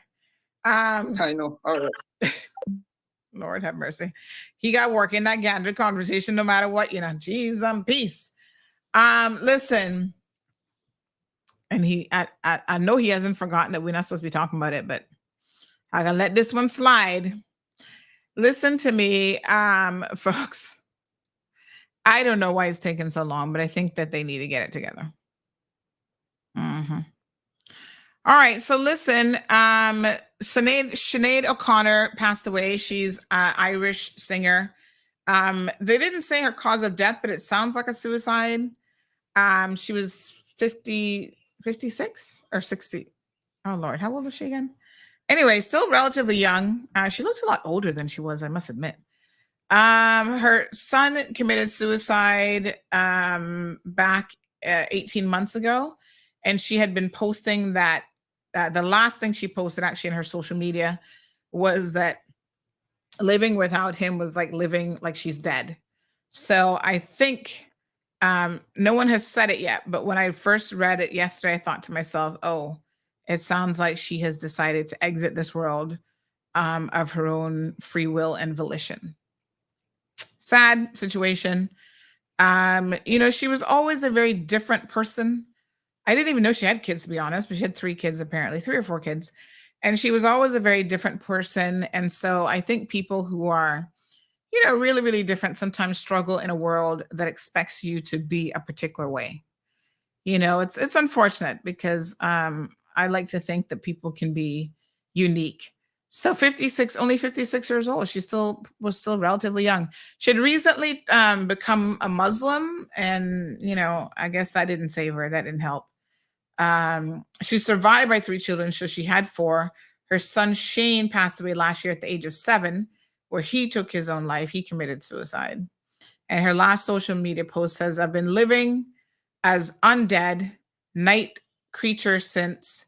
He was the love of my life, the lamp of my soul." So sad. My goodness. Anyway, rest in peace. She brought us at least one good hit song. So sad to say that she's no longer with us. Ay. What a hot mess. All right, let me see if there's anything else as we wrap up. Last couple seconds remaining in the program. I think that's it. By the way, let's end the show. Thank you, Miss Brenda. Yeah, poor her. I think she was really suffering, but let's end the show on a good note. A Bible was found, 17, not 7, 17 years old, Miss Darlene. So a Bible was found last night all the way on Frank Sound Road. And after a couple minutes, it was posted up. Somebody came forward and said, "Oh, that's my step-son-in-law's Bible. And he's a minister." And so, yay, a Bible was recovered and returned to its rightful owner. So thank you so much to the young lady who found the Bible and, decided to let us know that it was found. All right, beautiful people, tomorrow is Friday Day. We've got guests joining us, not guests, but we've got family guests visiting our household over the next week. So, but the show will go on in the mornings. Don't y'all worry about that. I'm going to take a mental health break this afternoon for a couple hours this morning and into the afternoon. I'm taking a young lady and the 2 of us are going and having a spa date together. So ask no questions. She needs a mental health break. And I'm like, what the heck? I probably need one too. I'm going to take it. Mandatory mental health break. Get myself a little massage. Working those stressful shoulders. Yes, honey child. We're going to get it done. We're going to go sit down and just relax. Maybe taking a little bit of tanning time on the beach today. We're going to enjoy some of the beautiful things that this beautiful Cayman Islands has to offer. Remember, honey child, everybody else is paying to come and enjoy the sun and fun, and we have it here so we can enjoy it too. You guys have a fantastic day. Happy Thursday, and we'll see you tomorrow morning. Thank you for tuning in to another episode of The Cold Hard Truth on Bobo 89.1 FM. Cayman's #1 talk show is live weekdays from 7:30 a.m. Never miss an episode again. Watch anytime on CMR's Facebook and YouTube channels for the latest show episodes. Don't forget to follow us online on our social media channels. And visit CaymanMarlRoad.com for all the latest news and community happenings.